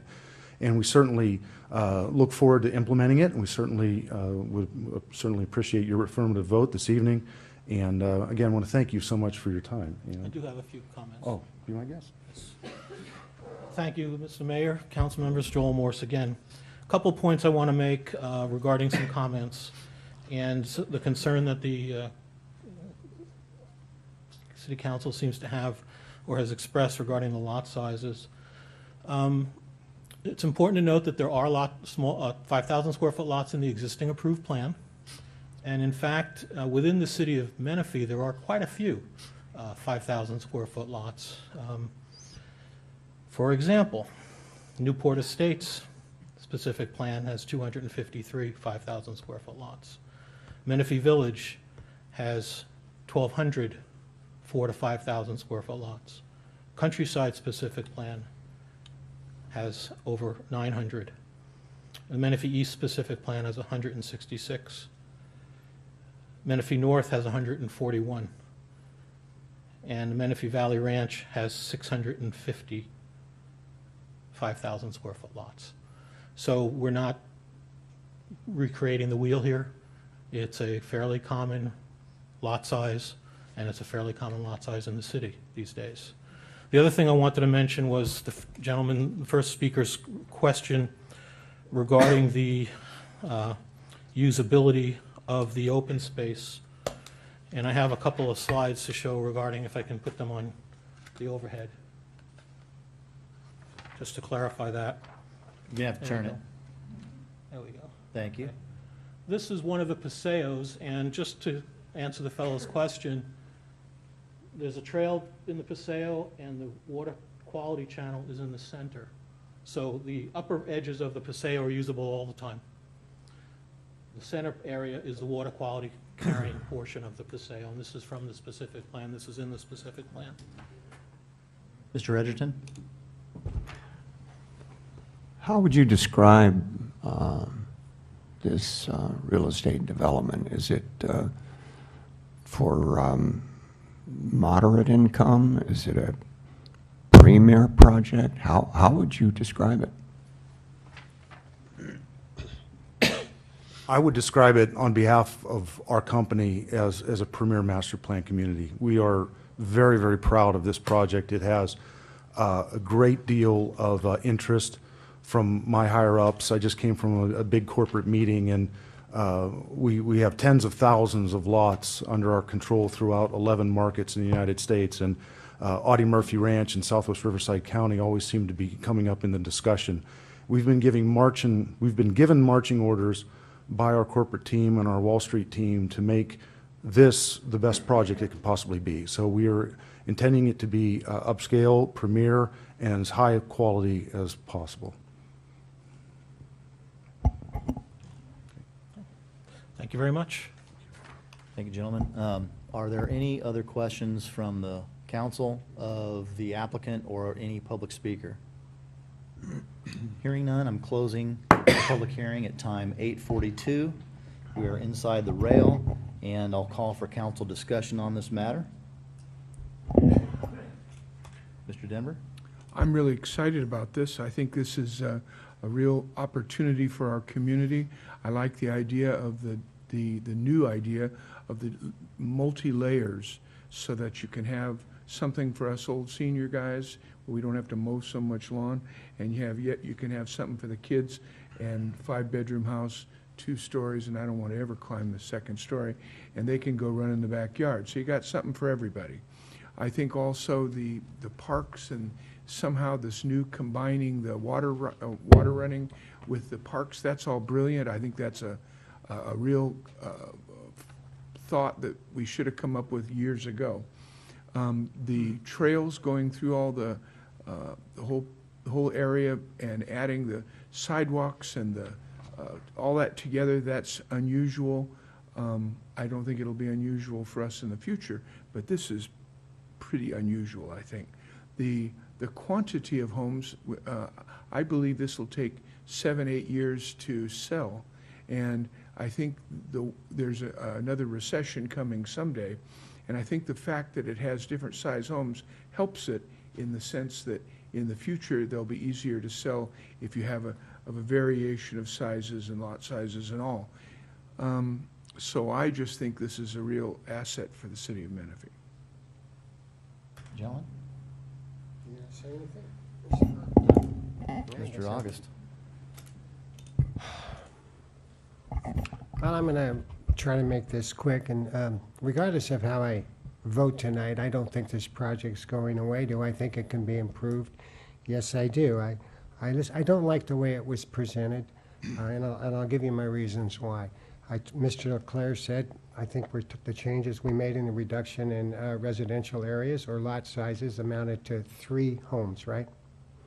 Is that what you said? All the reductions in square footage or residential space to build homes was really, only amounts to really 3 homes. Is that correct? Is that kind of what you said? No, that's one tract is increasing by 3 lots, and the other tract is increasing by 90, less than 100. Yeah, I'm talking about reductions, okay? We got some reduction in square footage, we got some reduction in residential building, is basically what we got.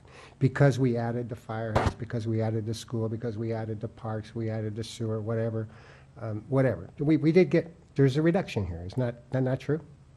There are an increase in smaller lots. Okay, fine, all right. So, my feeling towards the project, people, and the way it was presented to me, was you seem to be really, really proud of 5,000 square foot homes. I'm not, okay? Sure, we have to have some to satisfy some socioeconomic group, but I'm not proud of 5,000 square foot homes. For you people that were here in the last election, I ran on lower density, okay? Doing what we're doing to this project really creates higher density in a smaller space. So I'm naturally going to be opposed to that. The one thing that really bothers me about it is that because you claim these gratuitous moves because you gave the school district some money, you worked with Pachanga, you gave the fire department, when they were already part of the final plan. And yet you couldn't reduce 1 lot. You couldn't reduce 2 lots. You couldn't reduce the plan by 3 lots. You had to have your number of lots in there. And that doesn't seem like you're giving the city much. You're going to meet your bottom line, but what are you really giving the city? Yes, some of this stuff was already scoped and planned into the project. So this project is not going away. I know that, regardless of how I vote tonight. But those are my feelings. I think maybe I would have liked to have seen you give up a couple of those 5,000 square foot lots, because I don't think 5,000 square foot lots help the city. I tend to agree with Mr. Croy.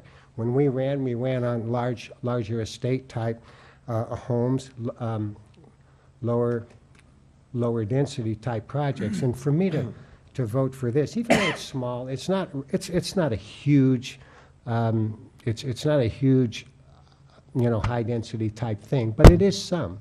And so that's the statement I want to make tonight.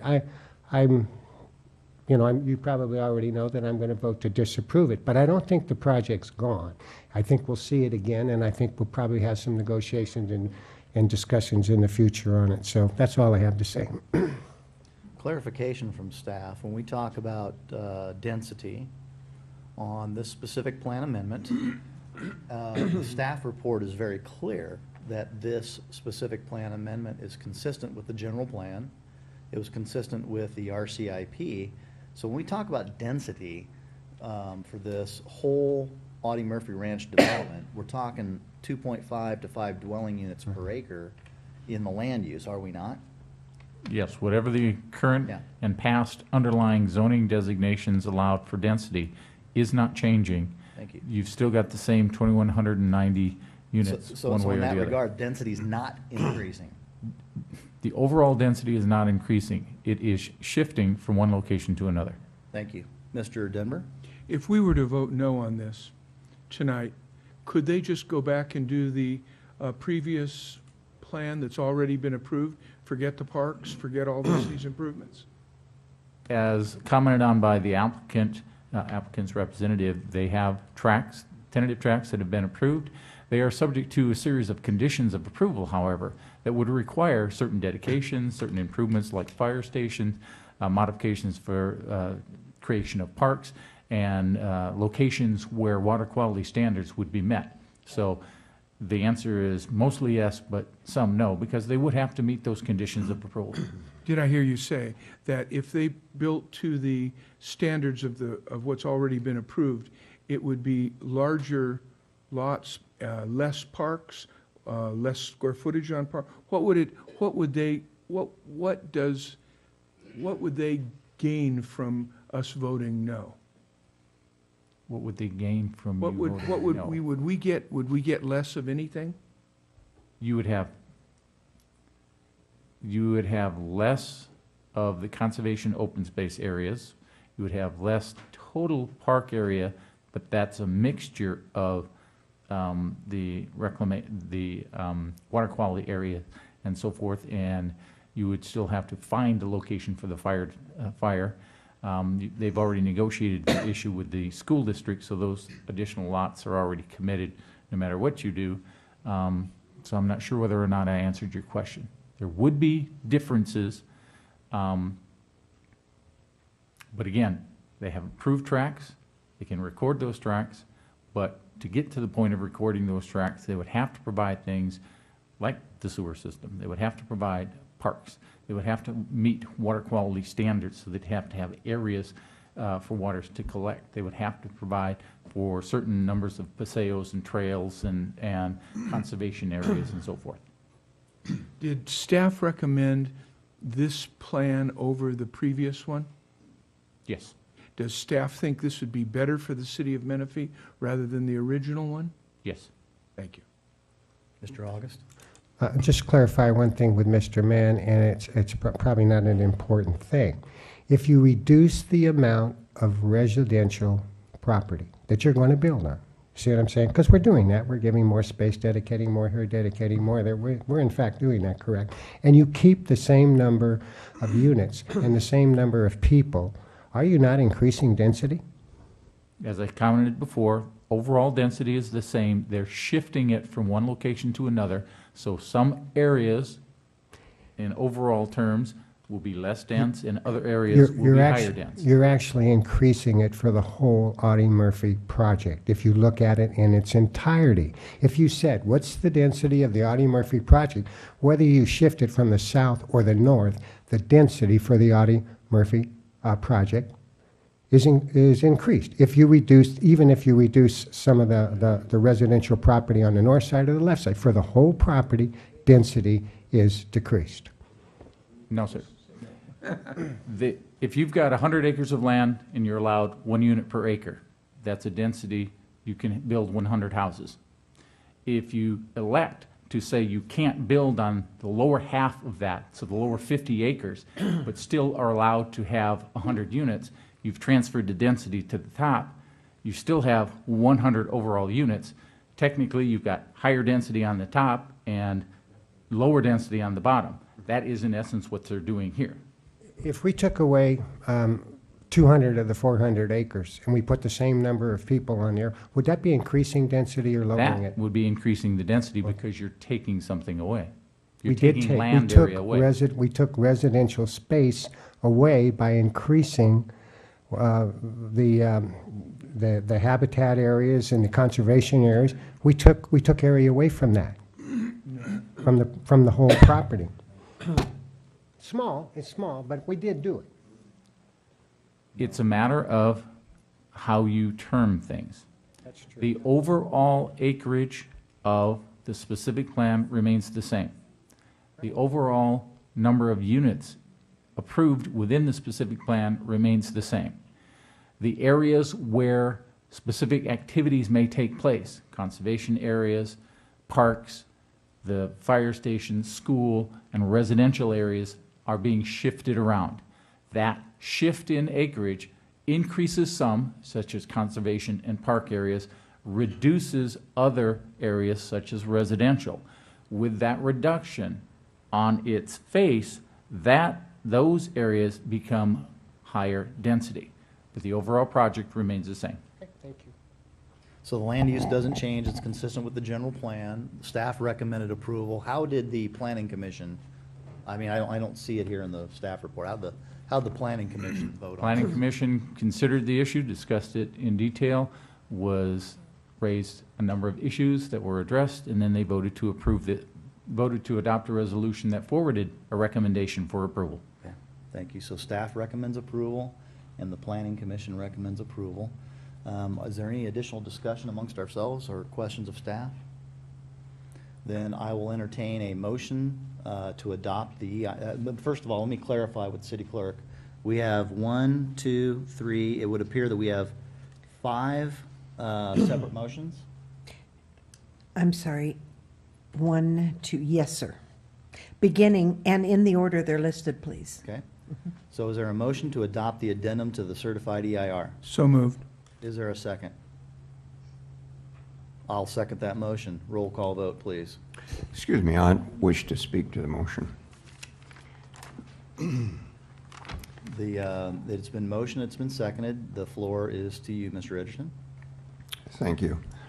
I am also concerned about the future of Menifee, and Adrian, you certainly understand development, and you are a gentleman, and I appreciate your presentation. But when you talk about planning and you talk about development, and if you want higher end people to come in, then they look for freedom and they look for space. Space is what they look for. Just, I don't want to be argumentative. I do want you to know that I spent some years as a Merrill Lynch financial planner.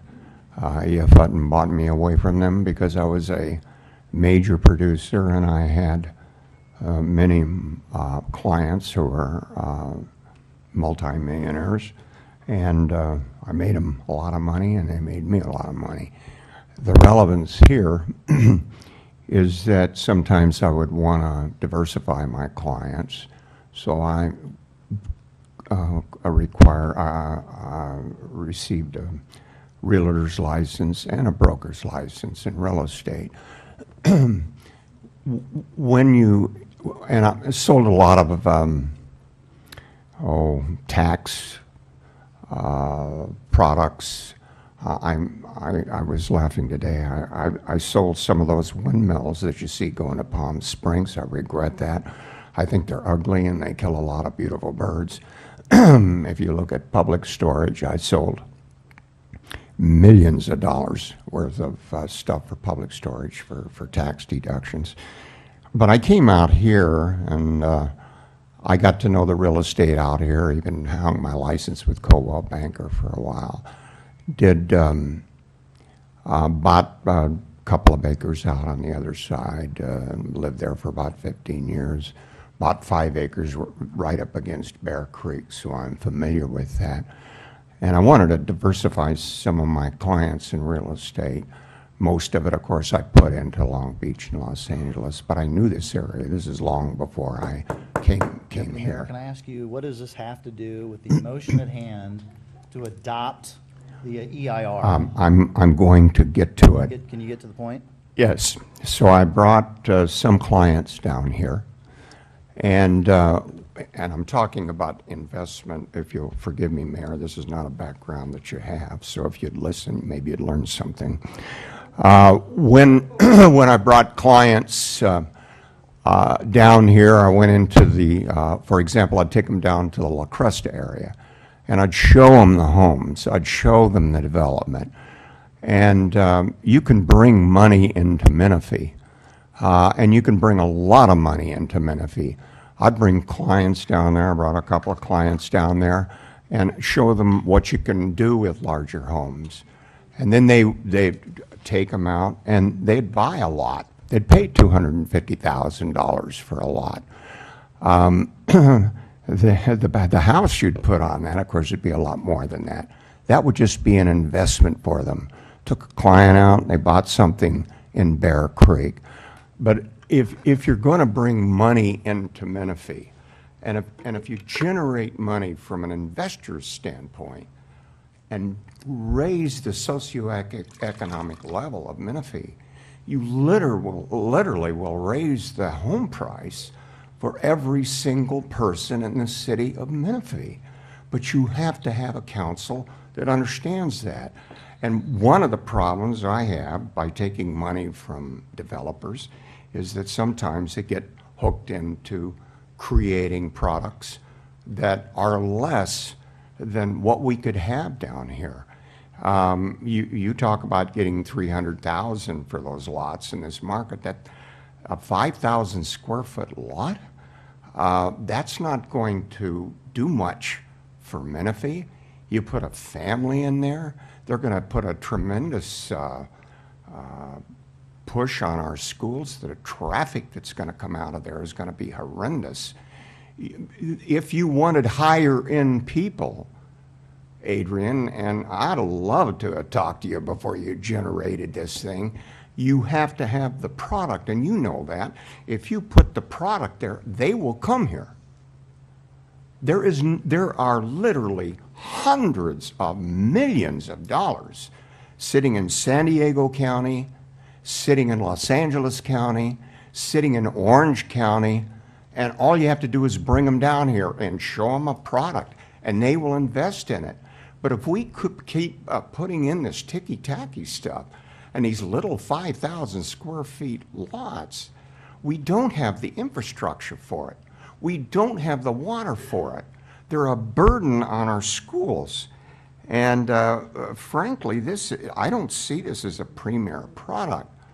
You say $300,000. I live in Menifee. I live in a tract home. And our little tract, we're just, just ordinary Menifee citizens. Our side yards aren't 5 feet. The minimum is 16 feet on the small side, 36 feet on the other side. We have more like 11,000 square feet or 12,000 or 15,000 square foot lots in our little enclave in Menifee. That should be the minimum for our new homes. We should have that as a minimum so that we can help the businesses here. I mean, I'm an old man. I could still bring money. If I had the right kind of counsel, I can bring money into this town through developers. I don't want to back away from developers. I want to work with developers. I don't need any money from them.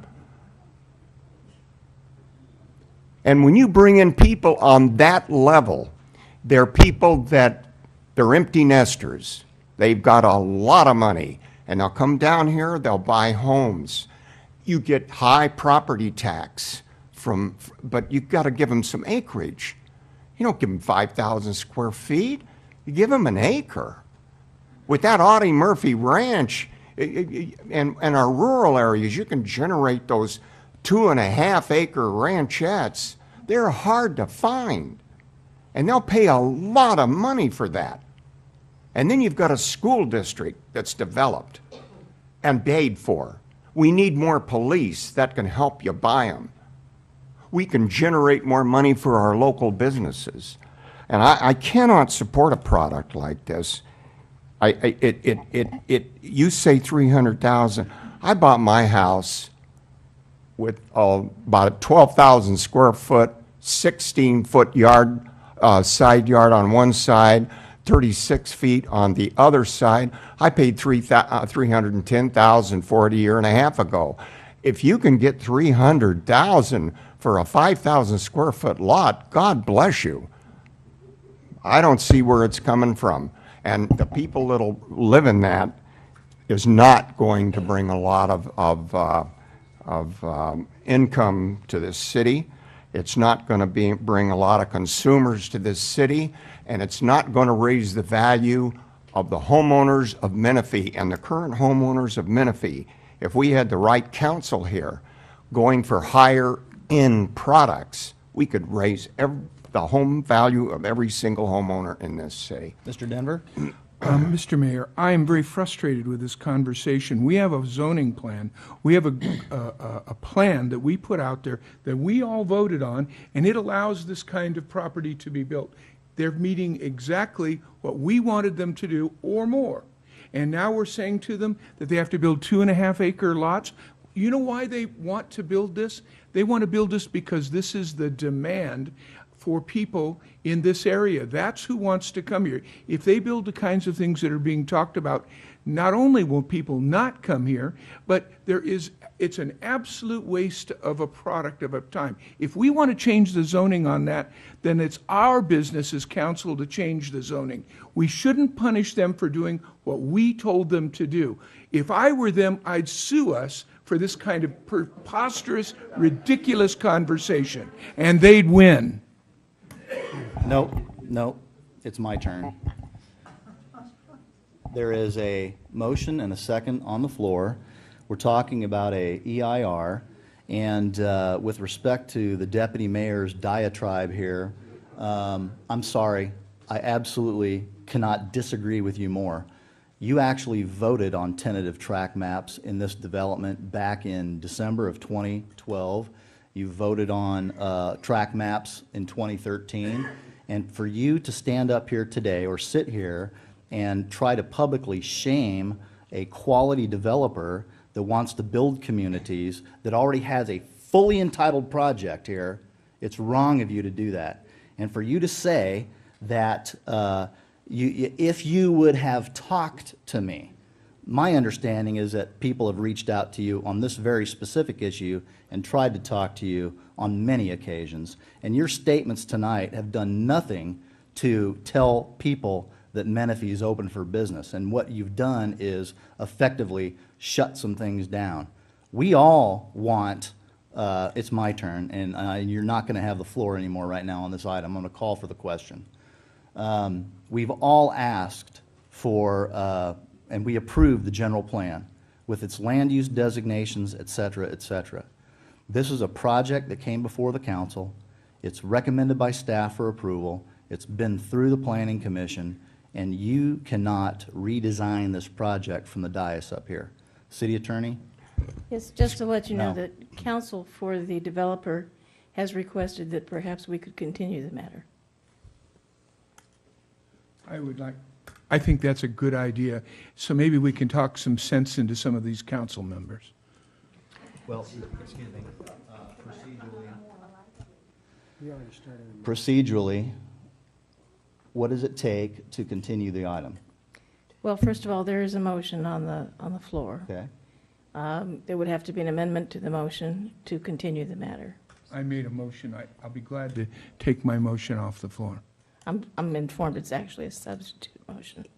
by But the it is you, parliamentarian. okay, so we take a substitute motion on whatever it is, but the question of it being continued, it takes 3 votes to continue, That's correct. does it not? That's Okay. correct.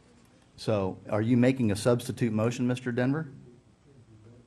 Are you making a substitute motion to continue this entire item, Mr. Denver? I am. Is there a second?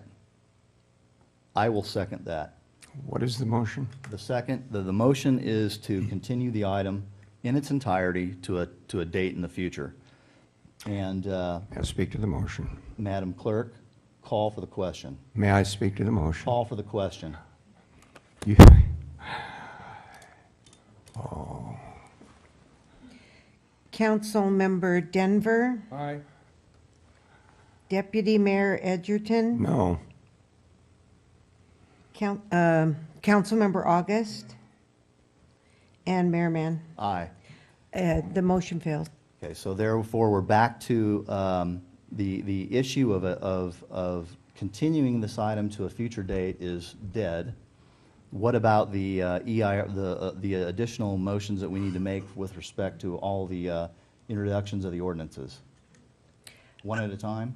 Yes, please. And so the substitute motion was taken first, but it failed. Therefore, you would fall back to the motion you had on the floor, which in fact was to approve, adopt addendum to certified EIR number 436. Okay, so the original motion is on the floor with a motion and a second. Deputy Mayor Edgerton. Yes, I just want to respond to Councilman Denver not being able to bring the money down here. You can bring the money down here, Mr. Denver. I have brought the money down here. It can be done. I've done it. You have a real estate license. You're talking nonsense. You're an embarrassment.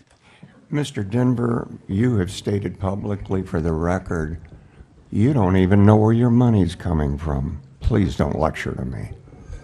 All right, gentlemen, we're not going to let this meeting digress into something that it should not be. We are here to conduct the public's business. We're not here to campaign for November. This is March. We're not going to campaign in November in March. So what we have before us tonight is there is an issue. We have a motion and a second to adopt the addendum to the certified EIR number 436. Madam Clerk, call the question on that motion. Yes, sir. On adoption of the addendum to the certified EIR. Deputy Mayor Edgerton. No. Council Member August. Question? Yes? I would like, now, we're just voting on the EIR. How many things are we voting on here? 5.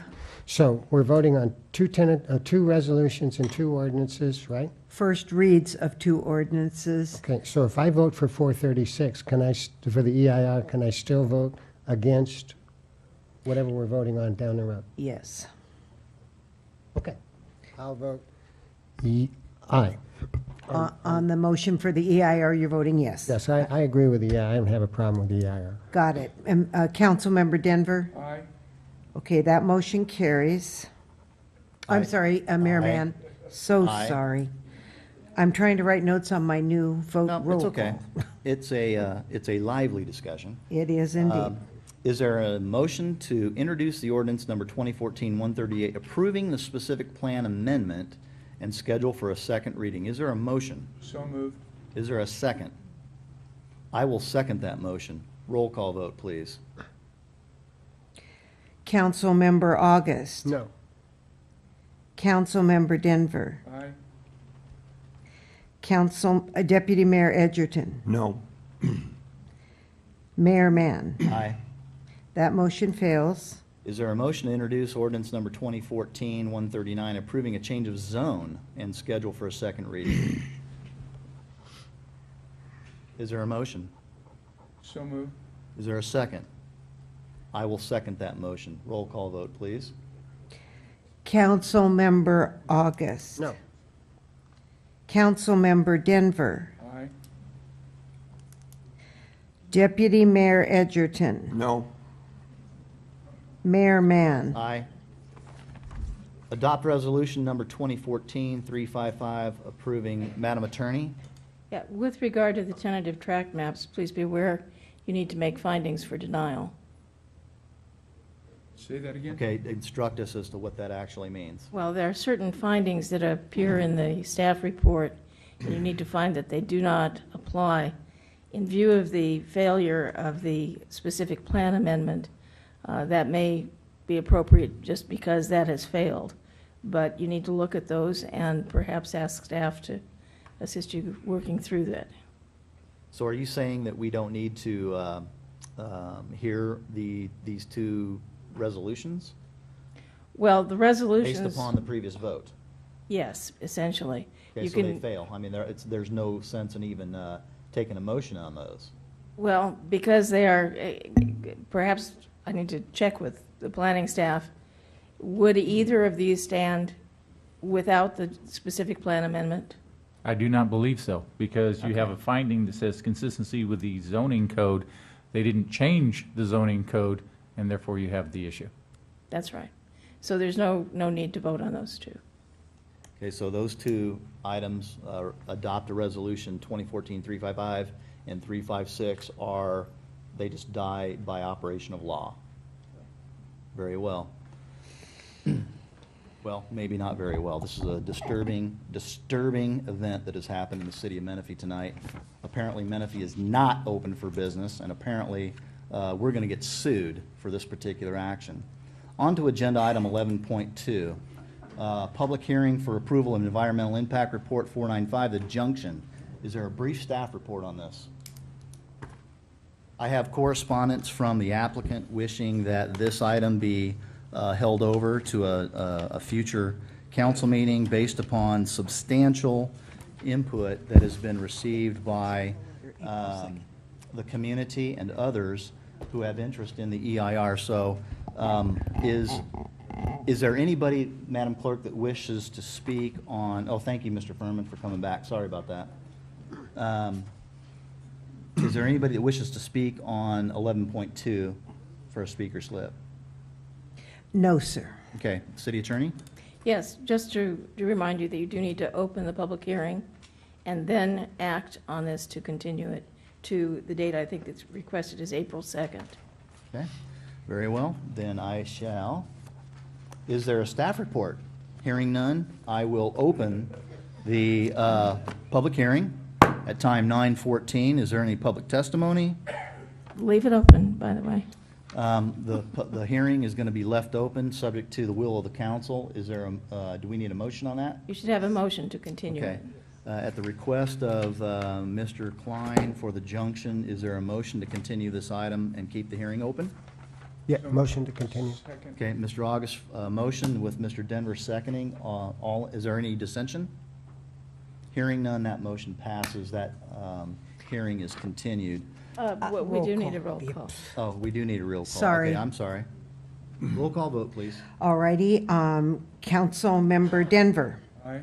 Deputy Mayor Edgerton. Aye. Councilmember Furman. Aye. Councilmember August. Aye. Mayor Mann. Aye. Thank you. On to agenda item 12.1, approve agreement with Albert A. Webb Associates to provide services to the city. Mr. Johnson, is there a staff report? Thank you. Yes, Mr. Mayor, members of council, Terry Willoughby will have a brief staff report for you. Good evening, Mayor and council members. This evening, I'm bringing you a agreement with Albert Webb and Associates. Unbelievable. The city of Menifee has various special districts under our control, including two community facilities districts, community service areas, and landscaping and lighting maintenance districts. Each district has had a separate tax administration provider. Again, this agreement is only for the tax administration of these districts. Staff's desire was to consolidate the tax administration under the umbrella of one provider because that would prove more efficient and effective and more cost-effective. We did issue a request for proposal in December of 2013. 4 responses were received, and staff rated those responses, and Albert Webb Associates was selected for the contract.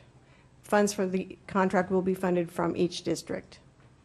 Recommended action is for council to approve this contract, and I'd be happy to answer any questions. Thank you. Ms. Willoughby, are there any questions from the council of staff? Mr. Furman? A little bit of clarification. I see in your report here that the administration of just the CSAs will save us $36,000. That's correct.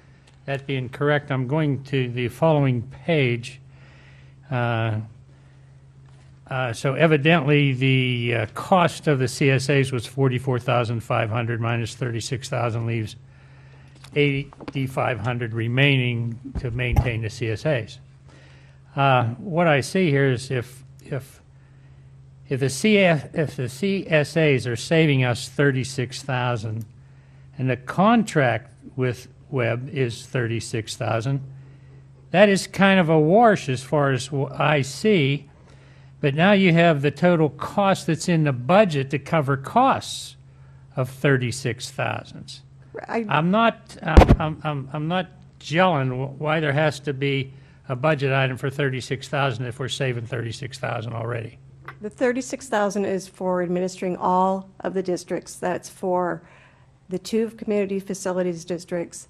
The CSAs is a portion of that, and the LOMDs. The $45,000 was just, the savings was only provided as an illustrative example of how this contract is more cost-effective.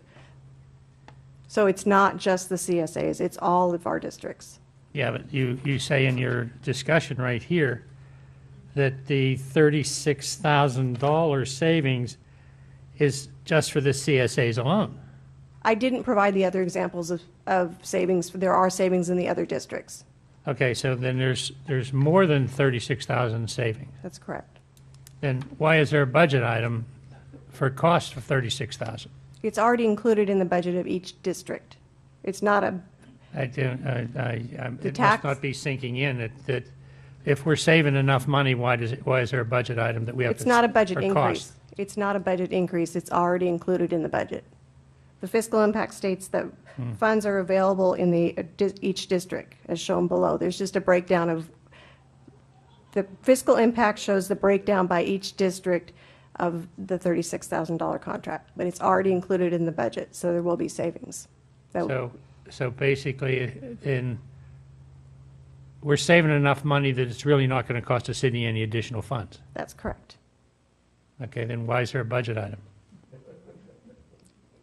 I don't know. It's not a budget- I'm not a bookkeeper. I'm sorry, it's not a budget increase. It's already included in the budget. It says under the Well, fiscal impact on the staff report, the total cost of the contract is not to exceed $36,000 and is included in the budget. So it's already there. This is money that will be, it's already in the budget. So for example, for the CSAs, we're already paying $45,000. Now we'll be paying $7,500. That's money savings that'll be passed back to the taxpayers. Mr. Johnson? Okay. I think the confusion may be, I'm this very is not confused. this is not a request for additional money. No. The fiscal impact is not a request for additional money. So it's a reduction of the cost that we've already spent now. So we're going to be saving money. So our original budget, I believe, for CSA administration, which is just the engineer's report and the additional administration overhead costs we pay to the county, I think is $75,000 per our contract. 45,000. So when we bring that in-house, well, we won't be paying the additional administration overhead either. So we actually save a far greater amount than that. We'd have that administration in-house. So we go from 45 on the engineer's report to 7,500 for the CSAs, and then we knock out the additional money that we're paying to the county to administer the program. So this isn't a budget request item. We have the money. This is just what it's going to cost us now versus what it costs us. That's good. I think everybody understands it now. Are you sure? Because I could keep talking for a while. No, I'm just Okay, all right. We're bringing. If we're this- saving money, that's fine. We're bringing this function in-house finally after 5 years and so many months of it being still controlled by the county. The county charged certain amount of administrative overhead costs associated with it. The cost that's reflected in the staff report actually is less than what it actually costs the county to manage, and we'll probably capture some more efficiencies when we actually get into it and bring it in-house and start managing it ourselves. That's the way I read it. That's exactly correct. Okay. Are there any additional questions of staff? Hearing none, is there a motion? Is there a motion to approve this agreement with Albert Webb? Motion to grant. Okay. Mr. August motion with Mr. Denver second, and roll call vote, please, since it's a contract. Yes, sir. Deputy Mayor Edgerton. Aye. Councilmember Furman. I do just want to say one thing on this, on the lighting district. Every time this come up for the past few years, I recommended it. We bring this in-house, and I'm so glad it's finally in-house. And I say aye. Councilmember August. Aye. Councilmember Denver. And Mayor Mann. Aye. Thank you. On to agenda item 12.2, discussion and direction regarding release of requests for proposals for city attorney service. I don't believe there's a staff report. Is there a motion to release the RFP? So move. Is there a second? Second. Roll call vote, please. I'm sorry, who made that second? Mr. Furman motioned and Mr. Deputy Mayor seconded. Thank you. Yes, sir. Council Member Furman. Aye. Council Member August. Aye. Council Member Denver. No. Deputy Mayor Edgerton. Aye. Mayor Mann. No. Thank you. On to city attorney reports. I don't think we have anything specific to report this evening. It's been quite busy, but Very well. we're here. Mr. City Manager? Thank you, Mr. Mayor, members of No council. longer interim city, Thank you. the city manager. Thank you very much. Appreciate that. I have in my hand, you caught me off guard there. And I'd just like to thank the Chamber of Commerce. That completely caught me off guard there. I'm usually not speechless most of the time. I appreciate that, Mr. Amatuli.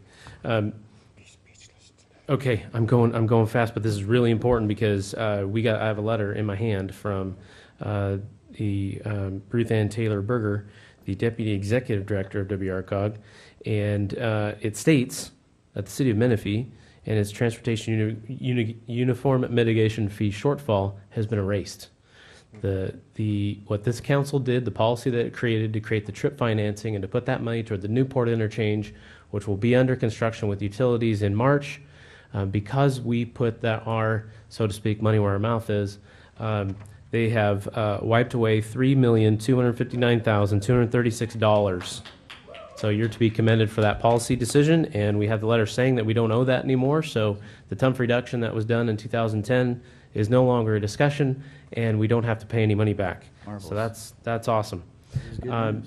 I would also like to just mention that I will be bringing the first Wednesday of council meeting month's public works update. And I'm going to turn it over to Jonathan Smith in just a moment. I know he's chomping at the bit. And on the third Wednesday or the second meeting, we're going to start having community services updates and allow you to hear from our community services director and the plans that we have and how we're going to incorporate moving forward and how we're going to get the community engaged in how we do that. So tonight, though, I'm going to hand it over to Jonathan Smith. He's going to give you a public works update and take it away. Thank you, Mr. City Manager. Real quickly, just want to update the council and citizenry of the events that we had last weekend. Very proud of the performance of the Public Works Department. The county reported 2 to 6 inches of rain in this latest storm, and in our area we received about 2 inches in 2 hours, and that caused a lot of problems. City staff, we reported 34 calls for closures, flooding, and assistance throughout the city. The Public Works Department worked through the night on Friday night, and that effort was led by the Assistant Director, Rafael Martinez, the Operations Manager for the Public Works Department, Rudy Luna, and our new addition to the team, Joseph Gonzalez.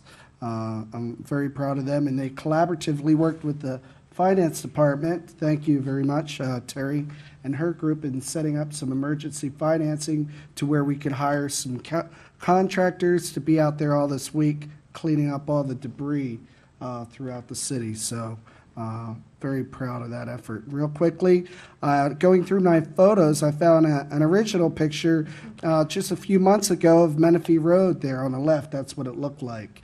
There on the right, that's what it looks like today. And tomorrow they're going to be striping it, and in a couple weeks you'll be driving on it. Very quickly, Bradley Road design options, we're going to have those by the end of this month. Holland Road overcrossing, we have the proposals in. They're being evaluated. Shortly, we'll be selecting a design consultant to move forward with the final design on that project. Looking at every possible way of expediting it and getting it constructed as soon as possible.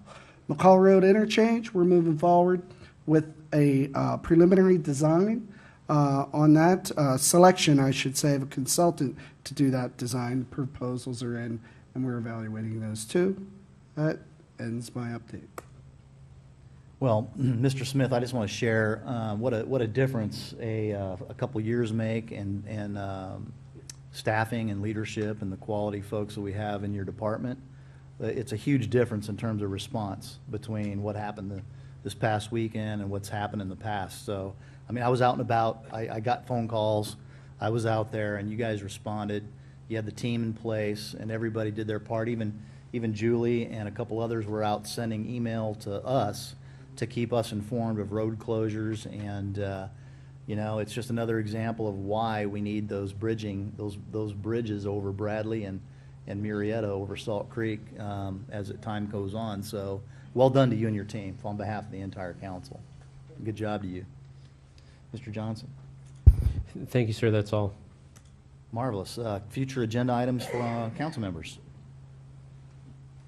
I have one ask of clarification. When are we going to reschedule the strategic planning workshop? We need to get that done. I don't want, it needs to be a strategic planning workshop and not a goal-setting workshop before an election. That's not what it's designed to be done. So let's get this scheduled if we can. Agreed. We'll look at some dates in the end of this month. Look at dates for the end of this month, or Yes. looking at the end of this month to schedule it from the future? Both. No, looking at dates for a schedule to plan and operate it by the end of this month. Okay, so your goal is to get it done by the end of March? Absolutely. Okay, that's good. Mr. Furman? The the future agenda items, I think Kathy Bennett's done a pretty good job of listing them all, and some of them have been on there quite a long time. I would like to see possibly a little policy that we try to work on one or two of them on every council meeting, or that list is just going to get longer and longer. So the mayor, you're kind of responsible, I think, to put something on the agenda. If you could maybe pick one or two of those each meeting and maybe work on them, I think everybody would appreciate that. Agree. We'll move them forward. Mr. August? I was, just wanted to point out to Mr. Furman and to the council that we made a promise several months ago to come back and revisit some of the policies that we put in place. And so rather than look forward to new things, I would like to make a suggestion. Perhaps we look at some of the policies that we put in place before to see if they need revision, rather than put too many on the plate. That's all I'm saying. I think we all agree on that. There's several things that do. We've decided to bring some things back based upon, you know, staff's workload and where they're at. And so if you could, Mr. Johnson, keep us honest with our own requests and move those forward. Yes, sir. Okay. Are there any other future agenda items? This council meeting is adjourned.